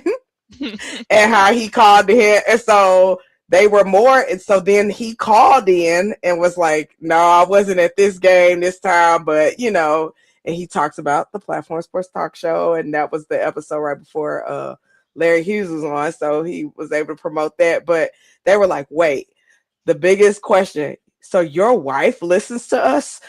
It was like, yes. So I was famous for the wife that actually listens to 101 ESPN. So thank you. I do want to say, since I did mention the WBC earlier, though, is watch it because it is so fun, especially the games are going to be in Miami. You're going to have Puerto Rico and the Dominican and Venezuela going against each other, and it's going to be drums and all this, noise and crazy cheering. It's going to be awesome. Like last night Venezuela played the Astros in a exhibition game, and I had to look at Smooth's little type out for me to pronounce it, and literally there was a home run by the Astros by a Venezuelan. He was just not playing in the WBC, and he hit a homer in the top of the ninth, I think. But the Venezuelan fans were so mad because they said it was foul, and I thought there was gonna be a riot that happened in this game that I was getting had nothing to do with anything, because that's how passionate these these Hispanic fans are about baseball. And so there's just, it's gonna be awesome. The games are crazy. You watch the games in Japan, and there's gonna be games in Puerto Rico this time. They're wild, so just seeing all these different countries and how serious they take how it. real it gets. Yeah, now that would be interesting to watch, just to see how everybody, like she said, even Briante was talking about how soccer and football, like just to see the difference in the fans and how yeah, and I know Mark DeRosa, he's the Team USA manager.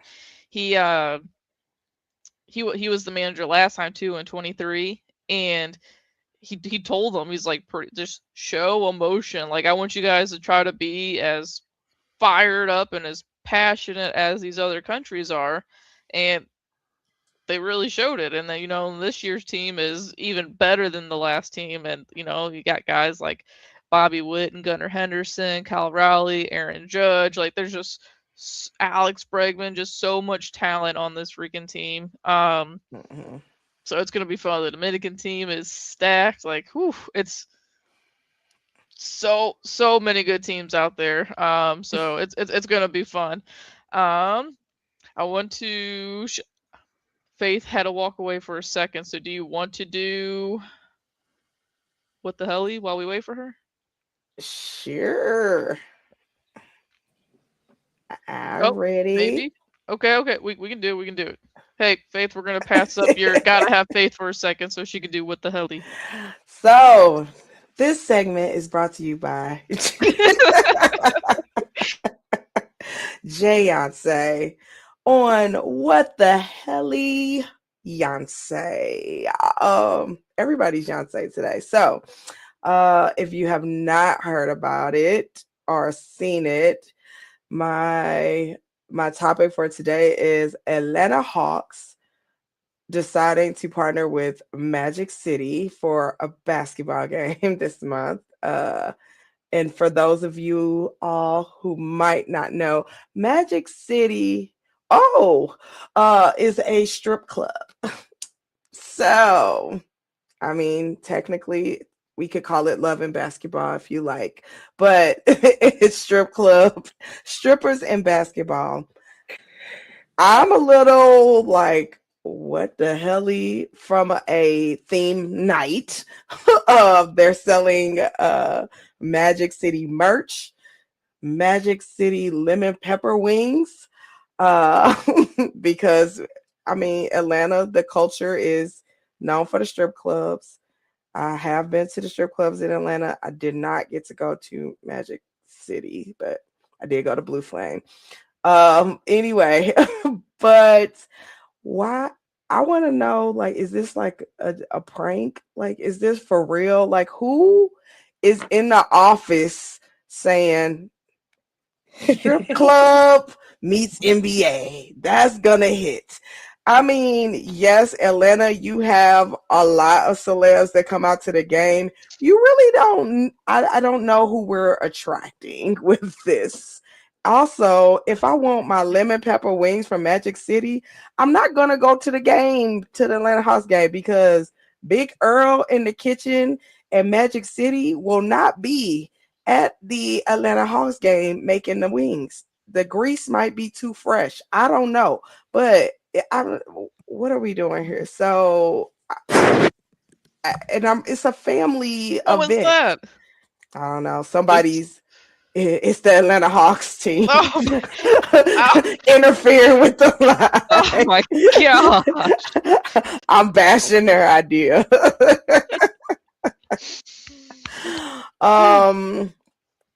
All I know is the Hawks better win with this, because if you lose after promoting this lovely Magic City strip club night and it's a complete flop, like where do you go from there?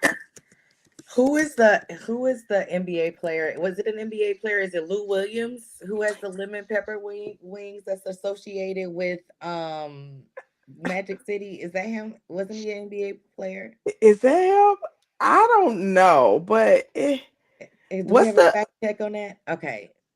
Okay, yeah. eh, Yeah. So yeah, I mean apparently the NBA is familiar with like lemon pepper wings and Magic City, you know. right? I'm I like, guess I it's mean, not super the strip clubs normally do have good food, so that's and the wings fine. good at the strip club. But do I need to have a theme night, Magic City night for the Atlanta Hawks? No. And what does the halftime show look like? Are they gonna have like? Is it gonna be like the Usher concert where he brought out like ATL to the stage and they had a pose? Like, am I covering my kids' eyes? What's happening here? When is this event taking place? When is it? I know it's this month. I don't recall the dates, but either way, And like you said, and what, like who passed this idea? Who passed this? And please, go through at least because clearly I can work there. I can find some other theme nights that can. If they're really running out of ideas. Oh, right. I mean, we just like Boosie goes to all the games anyway. He's entertaining enough by himself. Oh, the producer just told us it's March 16th. So I wonder, are those lemon pepper wings from Lou Williams? Is that Magic City? I gotta look. Is it? We're gonna do some more research on the wings.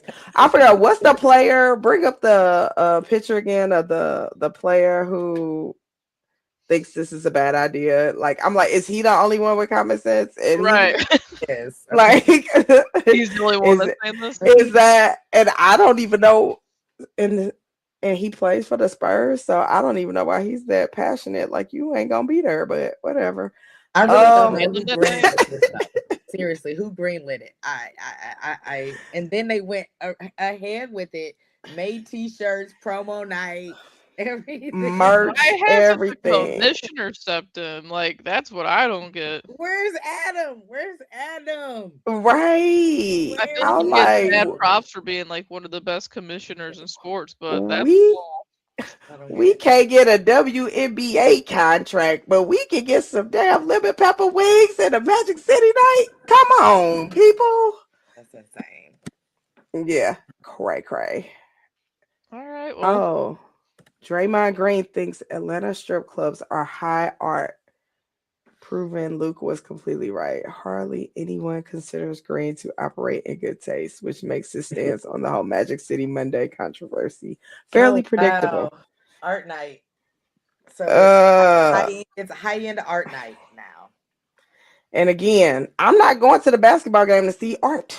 According to so never went to a game to see art. That's not what I'm there for. Yeah. Yeah, it's just like stop it. Stop it. Okay then. But that has been brought to you. That's tonight's What the Hell Fiancée. So we shall see. March 16th. We'll see. What day is that? Does that happen to be a Wednesday so we can talk about this? I think it's Monday. Monday. So we could live stream it if it was on a Wednesday. Right. Oh man. Okay. Well, that was a different one, but it had to be talked about. All right, we're gonna go back and Faith. We're gonna do your gotta have faith. I gotta what the hell moment first though. Crazy name in your segment, but okay, go. Can I do my what the hell moment first? Can you hear me? Is it good? Yeah. My mic. Okay. My what the hell moment, and I don't even know if you all touched on this because I haven't been on in a while, is the Bears and the mention of them possibly moving to Indianapolis. Yeah. Like really? Yeah, The that's thought of this crazy. is absolutely insane. Like reporting of them, like the just I understand financials. I understand, like I like there's got to be options. There's got to be a better way. So people are calling for the owner of the team to sell the team. Obviously they're going to start talking tax money. Chicagoans and JB Pritzker are not having it. So the story isn't confirmed. Political pushback is happening. But there have been stories and rumors that it is a possibility that the Chicago Bears will no longer be Be the Chicago Bears, but Bears. possibly something that has Indian, right? Indianapolis. I did. What? It's so dumb. I'm So just like, Finally, like the have an exciting playoff run and then this. but yeah, it's all about power, basically. Like everybody 10 toes down, and it's like, how far are we gonna take this, kids? Come on, somebody needs to grow up. Be the adults. Be the adults. Somebody, please, in the room, raise your hand. And an adult, Right. raise your hand. So, Yeah, that is that's that's crazy. a good what the helly too, because I don't like that. I don't like Chicago, but come on now. I know, right? Like, well, don't be changing what I'm used to. I ain't got time for Like I got a football team to hate. Yeah, A Chicago exactly. team. Just kidding. I enjoyed watching them this last year, but still, Chicago, ew, gross. I And of know. I was course, kind of rooting for them because I'm like, they want a new okay. stadium. That's part of it. It's always about a new stadium. It's always about money. At the end of the day, and the the state of Illinois is just not. They're not cooperating. They're not coming up with the money. They're not coming up with the funds. So that's why they're talking about moving. Yeah. Crazy. I like it. All right, let's do gotta have faith. All right, you all. So let's get into some tennis talk. So let's talk about Coco Gauff over the last several weeks. She had a Asian swing. She played several tournaments, one in Dubai, one in Qatar. The last tournament that I actually talked about was the major tournament that she had was the Australian Open, where she lost miserably to Elena Svitolina 6-1, 6-2. She actually lost again to her in Dubai, but it was in the semifinals this time, and it was a better score, 6-4, 6-7, 6-4. This one lasted 3 hours and 3 minutes. It was actually a way better match, just proving that she was actually able to make the adjustment from the last match she played against her. Um, it's still not great for her. She is still looking a little shaky. She lost in Qatar. And she's actually saying that she is not going to play that tournament going forward. She has not had good results in Qatar over the last several years. And so, and when she was asked in California about her Asian swing, she actually was alluding to the fact that she, hasn't had really good results over the last several years in Qatar, and is, maybe not is opting out of playing that tournament going forward. So we will see if she decides next year to actually go and play that tournament again. But we are looking forward to her playing in Indian Wells. That starts tomorrow. Qualifying rounds were the last couple of days. We are looking forward to her, and also Venus Williams will join that tournament along with Taylor Townsend, who is actually the highlight, you all. She has been playing super, super well. She ended the Australian Open. She made the semifinals in the mixed doubles and the quarterfinals in the women's doubles. And in the Austin Open, which is what she just played, she actually won the doubles title, which is, she's not any stranger, obviously, to winning doubles titles. But she reached the singles final, but she lost to Peyton Stearns. But this was actually history for her. This is the first actually singles semifinal and finals that she's actually made in her professional career, which is actually surprising to a lot of people. And after her interview, after her match interview, she had actually a comment to say, which she said, everyone that has talked I don't know if I can say that, but shit about her, um, they got to eat her words. They got to eat their words. She's still standing. And right there is the heart of attendance, her resilience, her rise, and her consistency. So looking forward to seeing Taylor Townsend.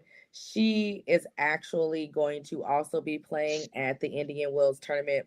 She actually got through qualifiers these last couple of days, and she will be in the round of 28. I believe that also starts for her tomorrow. So we're going to be looking for all of those ladies. Coco Gauff, wishing them luck. Coco Gauff, Venus Williams, and Taylor Townsend in the Indian Wells tournament that starts in the next couple of days for all of them. Nice. Miss Stubbs' comment, I guess my question was also kind of like it, but she said, what are the pros and cons about opting out of the Qatar tournament? And then I was just going to ask, why do we think she thinks she doesn't do well there? Like, is it a court? Is that what they call it in tennis? Is it a court? What is it? Yeah, Court? Okay. it's a court. Okay. Like, it's like their court different than other places that she doesn't like, so. Yeah, I think for her, it's probably just all about the timing. She's just coming off the Australian Open, and then you're moving right into the Asian swing. You have the Dubai match, and then you're right into Qatar, and then you have another tournament. I can't remember what it is right in between this and Indian Wells. I think it's just about timing, and I think that the Qatar tournament is right in between, and so I'm thinking that that would be the one that she would probably just take out. Just timing, just to get a little bit of reprieve in between those tournaments, and then you come back to America, getting ready for the hard court swing, and then that's when things are you get into the hard courts, and then you go right back to Europe, and then you get right back into the grass court season, and then you go right into the clay court season and then into France. It is just a very grueling season, so you have to pick wisely, pick your tournaments. And then I think that, she's also considering the fact that she's not even an older player, but I think that she's also, kind of considering that too, that she probably just is not able to play the same amount of tournaments that she was able to play when she was 16, 17, 18. She's 21 now. I know that doesn't seem old, but, she has a lot of tournaments and she's been playing a lot of tennis. And so I think that she's just considering timing, the physicality, and just scheduling. And that's honestly, she didn't say much, but that would be my guess. Sports are so funny because I know you said like 21 doesn't seem old, but it's like people for baseball players and football players are like, they're already 25, Joe. They're done. They're washed. I'm like, they're only 25. Yeah, I mean, but she has a lot of time left, Yeah. and she has to consider that if she wants to play until she's 30, she has to start considering the amount of time that she's playing and the amount of tournaments. In tennis, there really isn't an off season. They consider the 2 weeks that they get off at the end of the year after the WTA finals the off season in tennis. Wow. And then you're right back at it. You know what I mean? So you have to really pick your tournaments wisely, because if you're not taking tournaments off, then you're not getting any off time. So I think that that's really honestly what it is. It's just scheduling. Yeah. It's funny. It's like, makes sense. Until you've joined our show, so I thought like tennis was just like a thing here and there, like they just play all the time apparently, and I didn't know that. Yeah, you're right. They never stop. They never stop. I mean, did you know they just have like the season and they're just all over the world? I didn't know that. I didn't even know the names of all these tournaments and all of that we've learned. Learn something new every time. Faith is on the show, or Fiancée is on the show. I know she got them braids. She Fiancée today. I see you. It's so fitting, y'all. That's hilarious. It's hilariously fitting. Oh Lord. So funny. Let's see. Okay. Was that everything you had, Faith? I just got a little quick volleyball news. The AVCA First Serve announced this matchups because the season is over, but they are, gearing up for the new season. And so what they do is that they just have like a quick tournament of the top 8 teams at the beginning of the year, just kind of like a little launch for the season. It starts in August. They announced the lineup the other day. They are going to go with Wisconsin and Kentucky, Texas A&M versus Louisville, Wisconsin versus Louisville, and then Texas versus Arizona State, Pittsburgh and Kentucky, Texas A&M versus SMU, and then it'll go from there. And that tournament is actually happening in Milwaukee at the Fisher Forum, August 21st through the 23rd. That's the college volleyball news that I have. They announced that a couple of days ago. Okay. Okay. Do you have something, Jamie? No, I'm laughing. Mrs. Dub said we can call her Mrs. Dub Beyonce. Yep. I like it. I like it. Okay. All right. Our next topic is fouled out. And I got a dumbass for you guys. I got a dumb one for you. Okay. This guy is so dumb. Okay. And I'm trying not, because we just had someone, Briante on talking about like mental health. This ain't mental health. This is just pure stupidity. Jerks and Profar for the Atlanta Braves. This guy got popped during spring training last year on a brand new contract with the Atlanta Braves, and 82 games suspended. Now, again, during spring training, he gets popped again for PEDs, and now he's out for 162 games. So he's out for an entire freaking year. So if this happens again next year, he's banned from baseball for life. Well, Major League Baseball. I'm sure they'll let him play, in like the Dominican, or he's from the Netherlands. But all I'm saying is, like, how stupid can you be? You know they're going to test you. You just got paid from the Braves last year, and now you're getting no pay because you're an idiot. Like, what are we doing? And there's one other guy that has, oh my gosh, I'll have to look it up. There was a Mets reliever, I think it was, back in like 2015, 16, 17. Same thing. 3 years in a row, lifetime ban for the Major League Baseball. Like, you finally. Why do they even give him 3 times? Like, that sounds like enough. Like, after if I gotta suspend you for 100 and something games, like, why are you here? Goodbye. They need a better cutoff game. Cut them off. Goodbye. Yeah, it's mind blowing. I don't understand. Like, and I don't know. This is like the wrong thing to say, but especially for like someone who's come from like not a lot, come over to the States to make it to the big leagues, and then you risk all this. My thing is like, okay, risk versus reward, right? So let's just kind of like analyze this risk thing. Okay, you've already missed half a season or the rest of the season because that's 82 games. That's like half a baseball season, right? Okay. I don't know what his contract is, but like, okay, you missed at least what? At least $10 million or $5 million, $10 million. I don't know. And then you decide that wasn't enough. So you just want to have more PEDs, because that just, you need more. Right. That wasn't enough for you. And so I just don't understand. So you do it again, and then you risk double that same consequence, right? Or worse. I don't know. I just don't understand how. I don't know. Maybe we can get somebody to make it make sense to me, because it doesn't.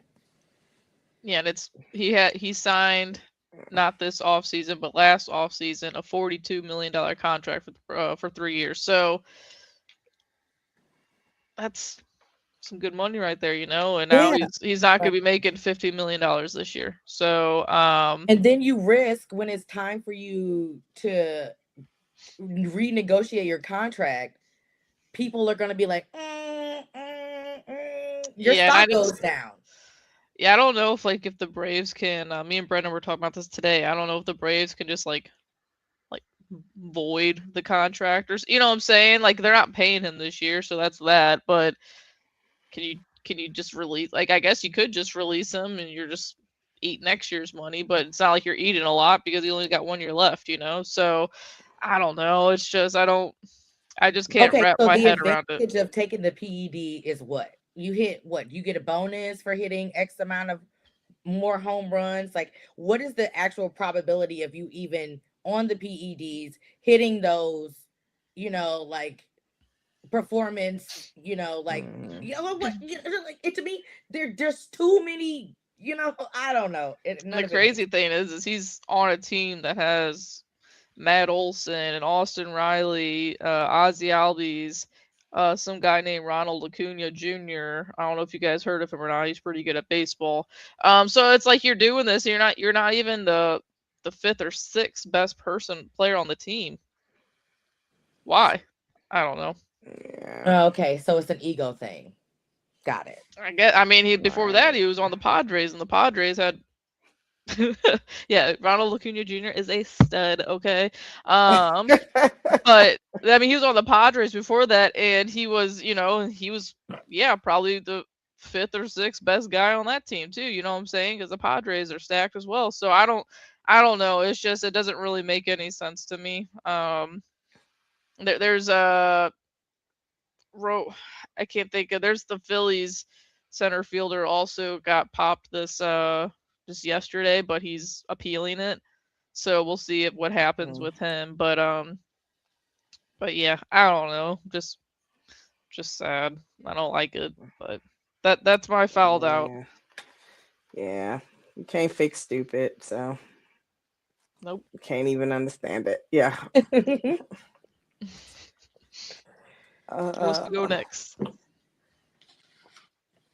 I feel bad about my fouled out because it was kind of about well, at first it's gonna be about Stefan Diggs, but then I talked about him earlier, so you don't feel bad though, because I mean we talked about it.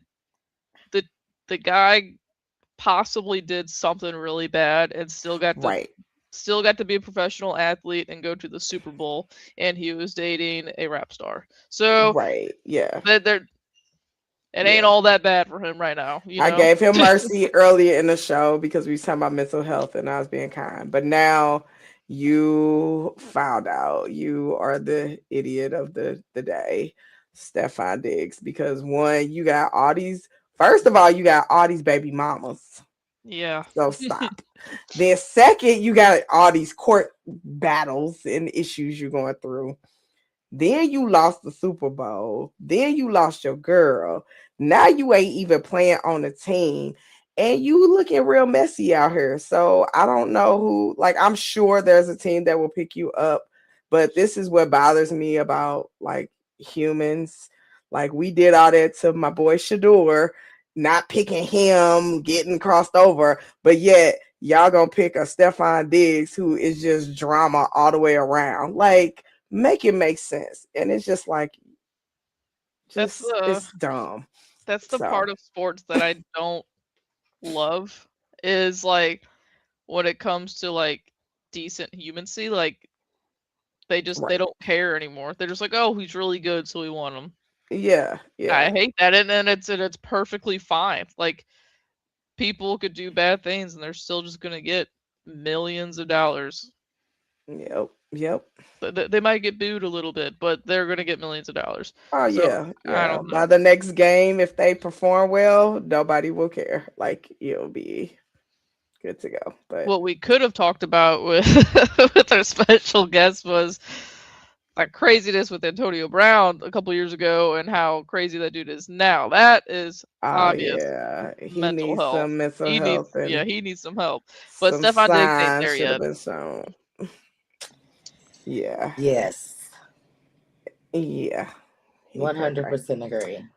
So I'll still use that then as my fouled out. So I'm just like, ain't nothing wrong with that. I just want to smack you. Just go. This is totally kind of off topic. What about Babe Ruth? What about the Sultan of SWAT, Miss Dub? The Colossus of Fiancée. Fiancée is gonna lose. We have some fighting words right there. Bring it up. Babe, George Herman.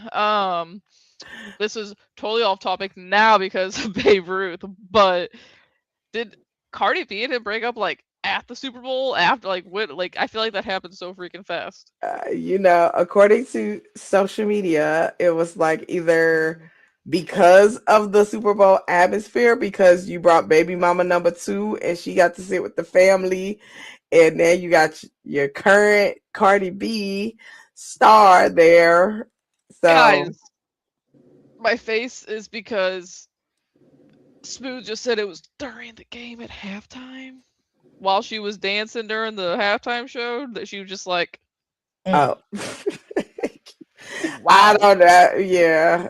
Well, but I feel like it was before because it was somebody asked her like give some words that you would say to your boyfriend before the game today, and she was just like good luck.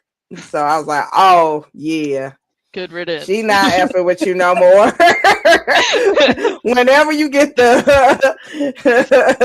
that's like the be blessed or just one of those generic like Oh good my God. day. Oh Goodbye. man. Not doing it. I ain't not doing it. Okay then. That's wild. That's so funny. All right. Well, they'll both be fine. They got lots of money. Uh, Fiance. What is or Okay, what or yeah. who is your fallout?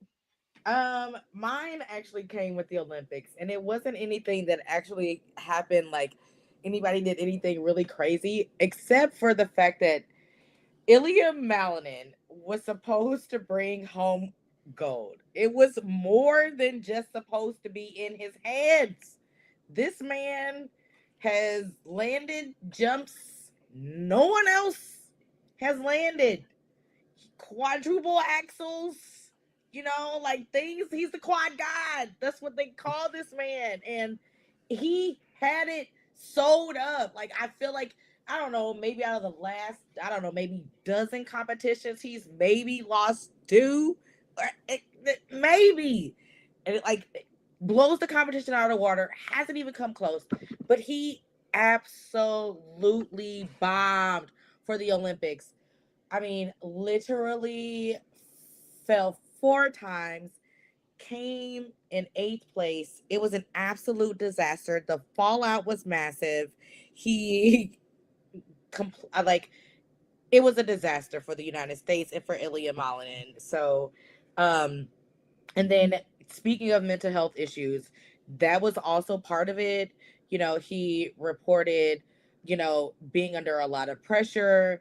He wasn't able to compete in the last Winter Olympics. He, was complaining or reporting that that was like part of it. Like all of these excuses, all of these things, all of this drama, all of it surrounding his poor performance in the Olympics. And so that is my first fouled out moment. A disastrous performance from Ilya Malinin, someone who literally had the gold medal in, actually, I won't even say in his hand. I will say around his neck, literally already for him. And it Blow was it. just an absolute disaster for him. So Say man, he does like backflips and stuff. You it imagine was doing insane. backflips on He's skates? insane. Like I've never seen anyone so good. Like Hmm. and to be honest, watching it hurt me. Like it hurt. Like it hurt. Like it was bad. Really, really, really, really, really bad.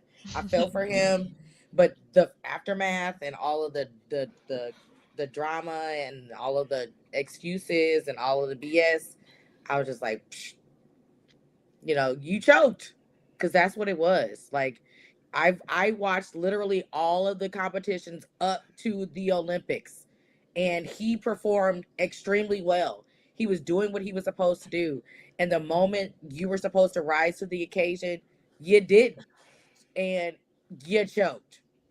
So he had and I agree, he had a bad day, and it just happened to be on the worst day possible. Yeah. Yeah. Yeah, that one game of Michael Jordan's career, he only had 9 points. It's funny because you can just point out that one time Michael Jordan had 9 points. It was Oh, so man. bad. I fell for him. But it was a fouled out moment for him, especially with the aftermath and all of the excuses and BS after. And then the next moment that I have for fouled out, which was actually really kind of funny considering that it's curling. I actually really appreciate curling. I actually really do.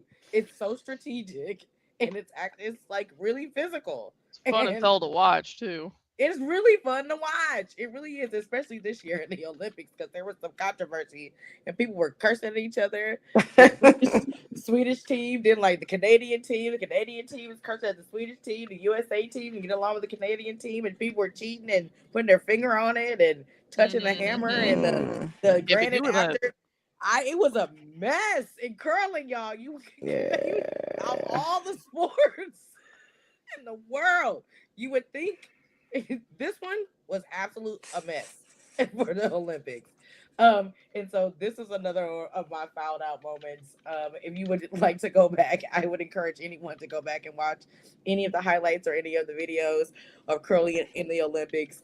There were lots of epic moments, lots of moments to go back and just rewatch for the fun of it. I found this to be a lot of fouled out moments, especially particularly for several members of the Canadian team.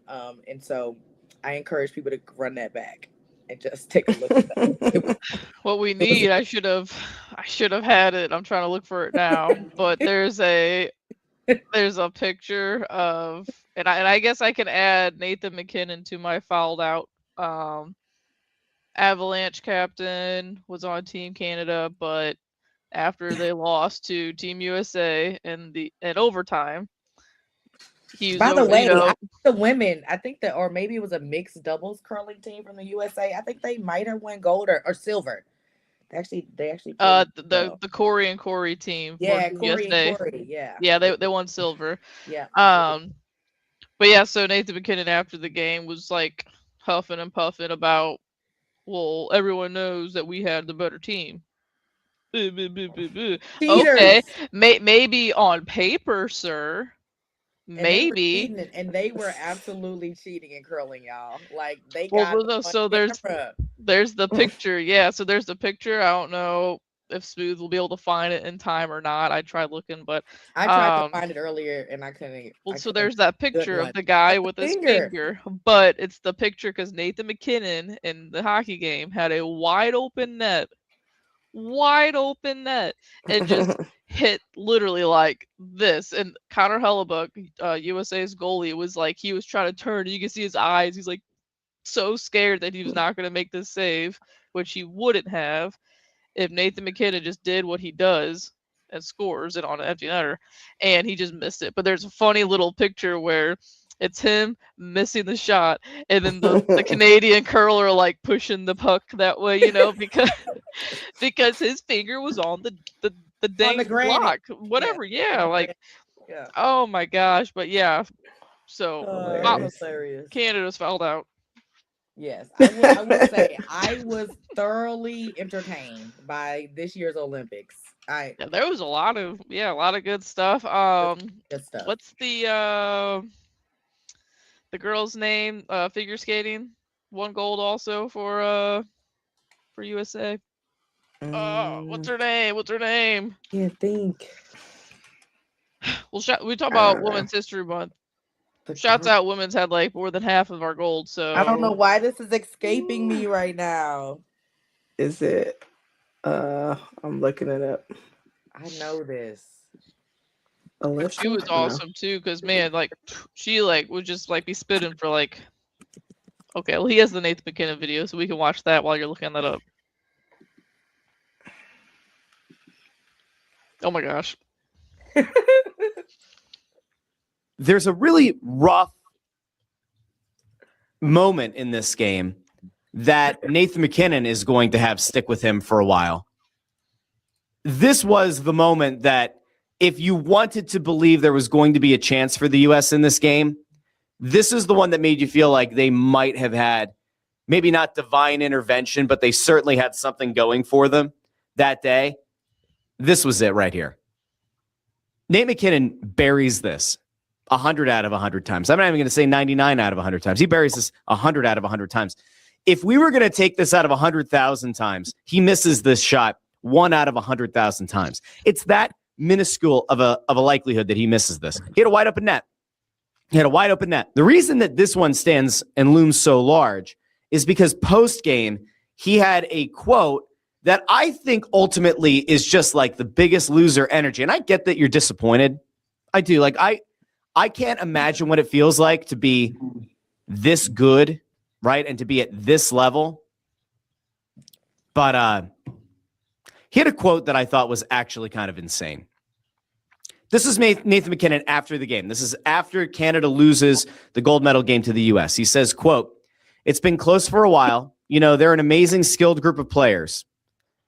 I just felt like it wasn't going to be. You guys can be the judge of who the better team was tonight. But they won. We lost." Obviously, the better team was the wow. The one with the dub, baby. USA. Anyway, but yeah, like, and the video, if you guys have not seen the video, because they did it for every game, challenge, whatever, in the Olympics. Winners and losers got the little stuffed animal of the Olympic mascot. Watching Team Canada get this stupid little freaking stuffed animal, and Nathan McKinnon, he gets it, he looks at it, he goes, and like, he was so freaking mad. I almost enjoyed that more than watching us win that game, because that was the funniest freaking thing. Because this guy talks about how, like, in the off season, he doesn't even eat ice cream. He doesn't do anything remotely unhealthy or bad, because that's how determined he is to win, and blah blah blah blah. One Stanley Cup, by the way, in his career, and no gold medal. But yeah, that was just the funniest thing. But as I was saying earlier, Alyssa, is it Liu? Lou. Lou. Yeah, she. I thank you, Fiancée, the name interpreter. Exactly. I knew that was coming. I knew I shouldn't have said nothing. Okay. No, you just let me be all silly and make fun of me like Bunny does. But no, so there was a video of her, like, spinning for maybe 45 seconds. It literally looked like a music box where the ballerina just spins and spins. It was beautiful. It was amazing. So she brought home some gold as well. And like I said earlier, women brought home, I think, like 8 of 12 golds for USA. So yeah. Oh, here's this. Let's watch. We're going back to Nathan McKinnon, and there's a loser. Let's watch this bear video. So funny. She's so petty. Let's watch. So petty.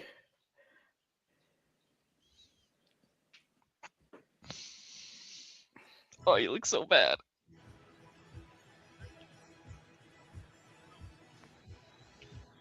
Look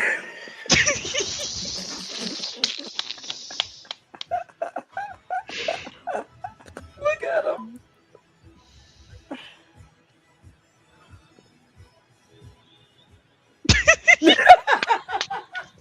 Like, get this bush.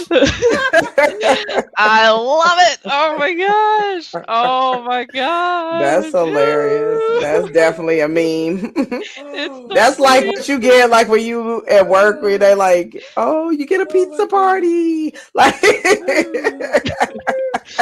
oh, I love it so much. Hilarious. Oh, man. Anyways, that was great. Woo, okay. I think we have two more to go.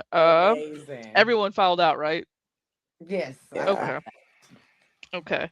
Well, we're sticking with the USA, but my she got game is the USA women's hockey team. The goalies gave up 2 goals in the entire tournament, if that's what we're calling it, in the entire Olympics.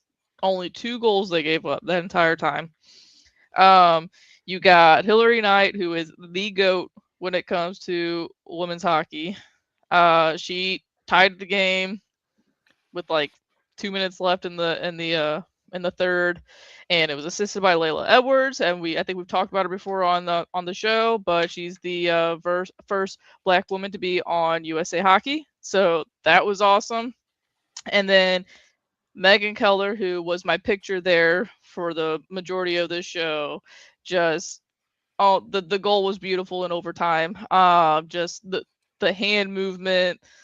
She literally broke the girl's ankles, for Canada, and it was just amazing. Brendan called me on the way home from work saying, like, we won. And he's like, this was the sickest goal I've ever seen. Like, it was amazing. So, and that's like the third time I think that the women have won gold. So, shouts out to USA Women's Hockey.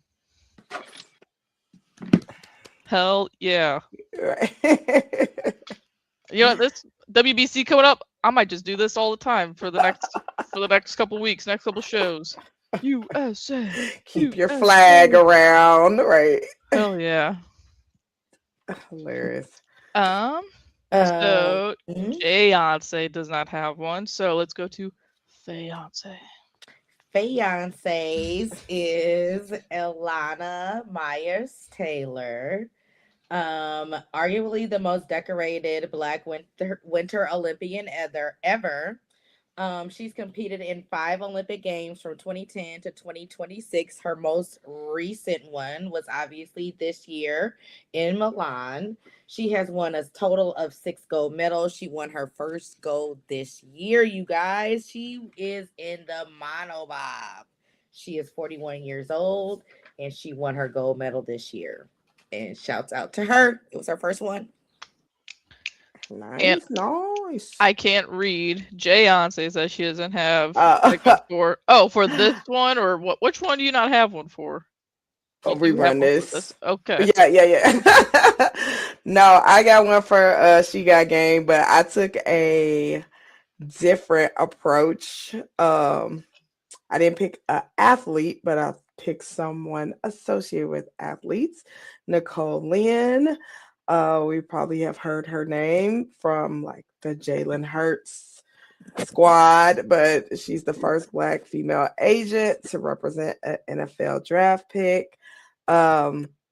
I went this route because personally at work, I am annoyed at the male, like I work in IT. So it is, a very male dominated field. And I am so sick of these dudes thinking I don't know what I'm talking about. And for them to do the look over me kind of commentary, and I run a whole team. So they'll ask the guy on my team, and I'm like, do you not know he's coming to me to get the answer while you are trying to exclude me from the conversation? Sherlock Dome.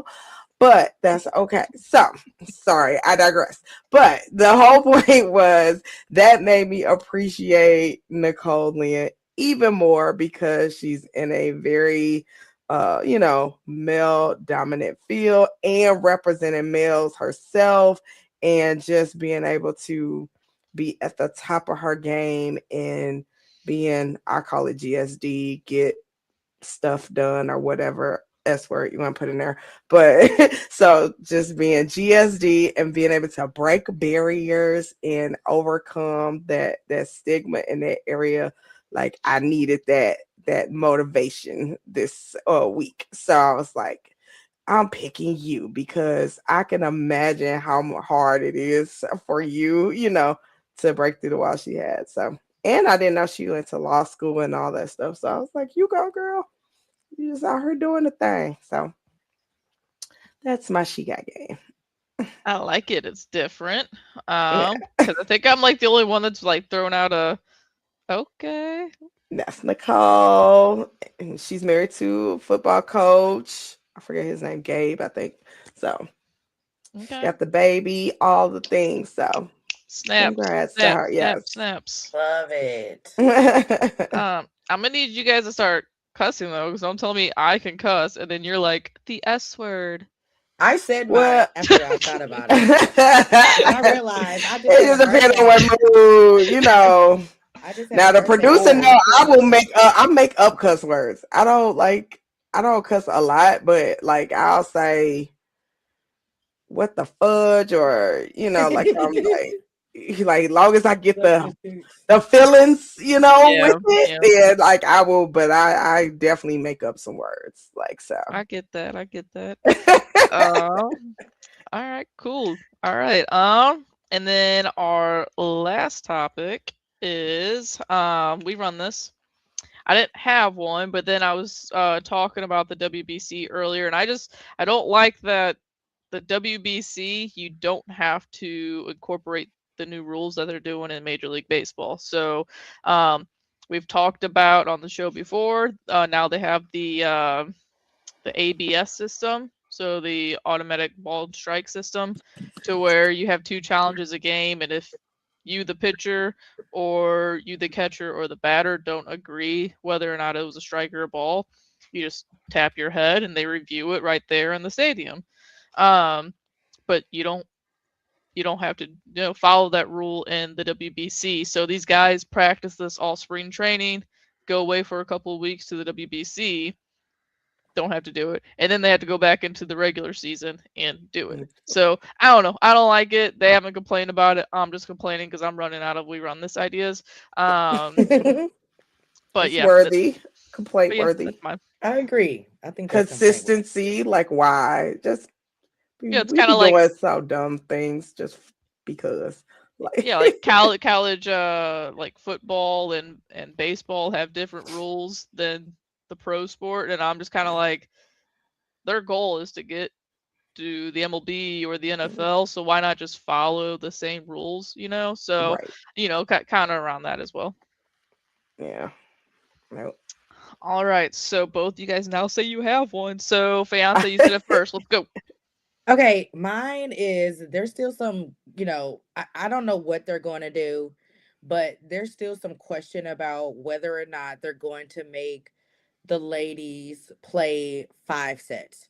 As it stands right now, the men played the best. This is for tennis. The men played the best 2 out of 3 sets in all tournaments except for the majors. In the majors, which is 4 out of the 4 majors tournaments of the year. That's the Australian Open, Roland Garros, Wimbledon, and the US Open. They played the best 3 out of 5 sets. There is this conversation that is continuing to gain traction about whether or not the women should have to play best out 3 out of 5 sets. They asked Iga Swiatek and they asked Coco Gauff recently. I think it was I don't know if it was when they were getting back from Asia or into California, or if they were still in Dubai or either Qatar. But the consensus is, how are women going to start training to make this feasible? And so I've been trying to figure out a way to wrap my head around this, like to make it make sense. And I honestly am still not sure if it does. And so I don't know if I'm going to change my mind at some point, because a lot of factors come into play. They changed, women didn't make the same amount of money as men, even though they played in the same tournaments. They played the same amount of tournaments. They didn't make, they played the same amount of matches to win a tournament. They didn't make the same amount of money. That all changed about 10 years ago, maybe a little bit longer, but it's in very recently in the grand scheme of things. And so I think now the question is, if the money is equal, why isn't the format equal? And so I think for now, my mind says if I made a decision, we keep it the same, and we just and the women continue to play best 2 out of 3 matches. I mean, physically, I just don't think it makes sense for women, particularly who have been playing, especially, on the pro circuit 5, 10 years, to try to make them, make their bodies, conform to a game that is way more physical. Some of these matches that you all have seen could be 3, 4, 5 hours, and so in my mind, it makes sense. I say no. We'll see if I change my mind later on. Yeah, that's a good one. That's a good one. I'm torn, but I agree with you at least for now. Like I haven't no strong arguments as to why I would need to change. But so my rerun this, I was listening to an interview with Jalen Rose about the NIL and of course, all the controversy and topics surrounding it. But what I wanted to talk about was he was kind of talking about like he feels uh um not betrayed, I don't know what the word is, but bamboozle, hoodwink, whatever, because basically stated like, should there be a form of reparations, for lack of a better term, for former players who, other people made millions and billions off of their name, image, and likeness, and they got nothing. And I was like, that is a good point. Like, I would definitely feel the way. He was like, I remember playing like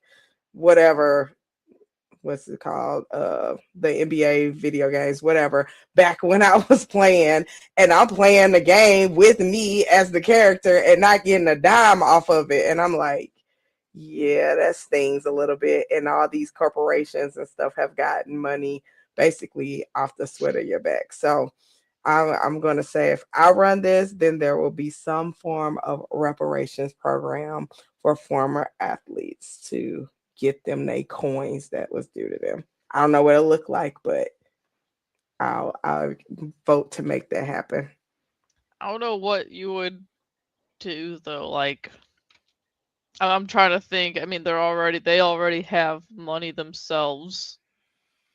Do they? Some of them do, some of them don't.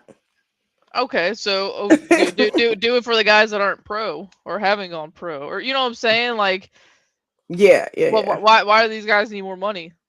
Type thing, like, okay, here, put a statue up at that school. There you go. There's your reparation or whatever. You know what I'm saying? Like, I don't know. I kind Nah, of give feel me like some it coins. Y'all saw all these video games with my face on the cover.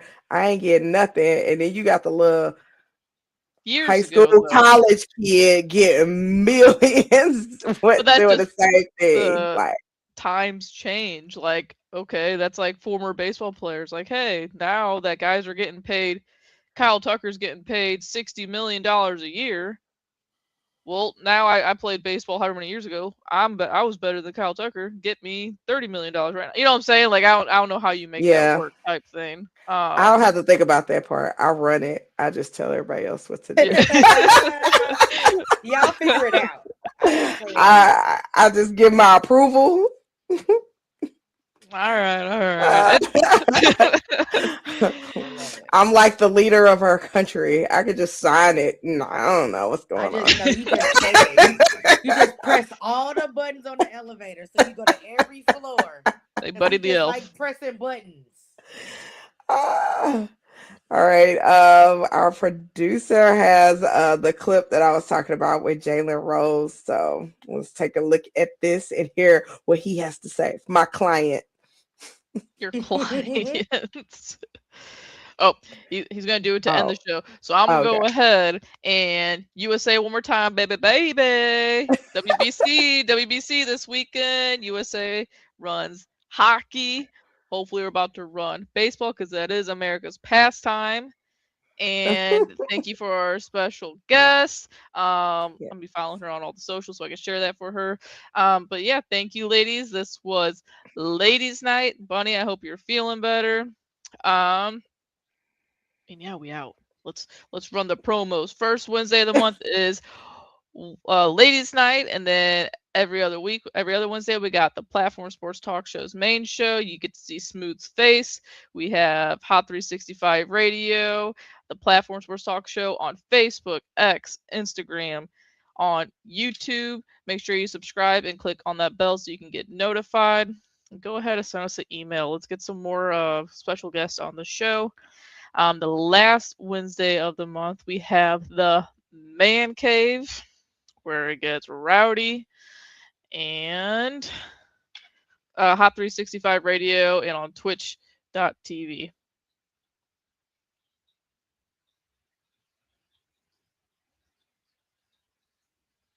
This video is brought to you by the Breakfast Club. Sorry, just saw that smooth. Breakfast Club.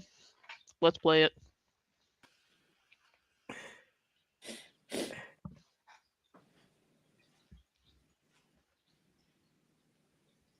Donald Trump was talking about taking NIL deals off the table. What's your thoughts on that?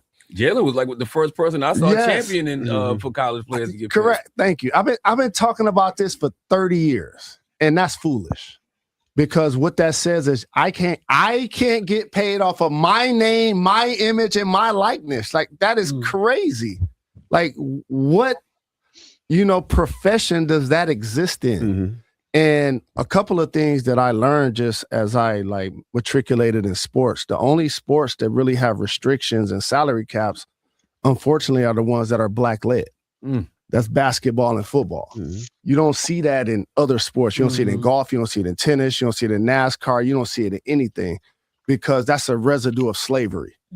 It's, we're going to make as much money off of you for as long as possible without you getting paid. That's what the NCAA became.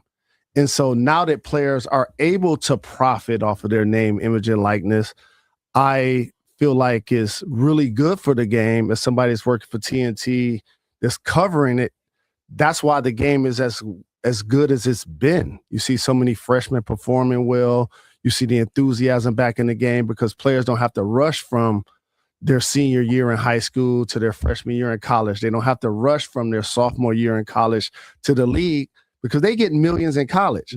And the most frustrating thing about my Fab Five experience at Michigan is that the world feels like I got paid and they ain't pay me nothing. Right.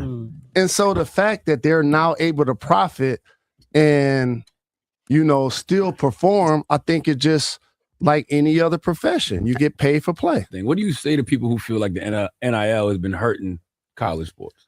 Those are people that have had jealousy towards athletes for a very long time. Those were the same people when I was talking about this 20 years ago. They were like, you should just be happy you got a scholarship. I will be happy if I got a chance to go to college and somebody was paying for it. But yeah, ain't nobody paying for you to play. It ain't nobody paying to watch you play. That's real. You know what I'm saying? Ain't nobody buying your jersey. And so that was always a jealousy that certain members of the public and or the media had toward athletes that was just unfair. And the thing about being a member of the Fab Five, now athletes are doing what they call pay for play, which means I'm going to go to said school because they're paying me X. We were actually selling goods and products. So that would have been a different burn for us because we would not only have gotten paid to play, but we were actually selling products. Can't y'all get retro though? If they put all the retro jerseys on sale, I would buy a Jalen Rose, Chris Webber jersey. Absolutely. Well, there's a word that you appreciate instead of retro that I've been using. Reparations. We need reparations. What you have just experienced was brought to you by Smoooth Productions. Until next time, stay tuned and stay smooth.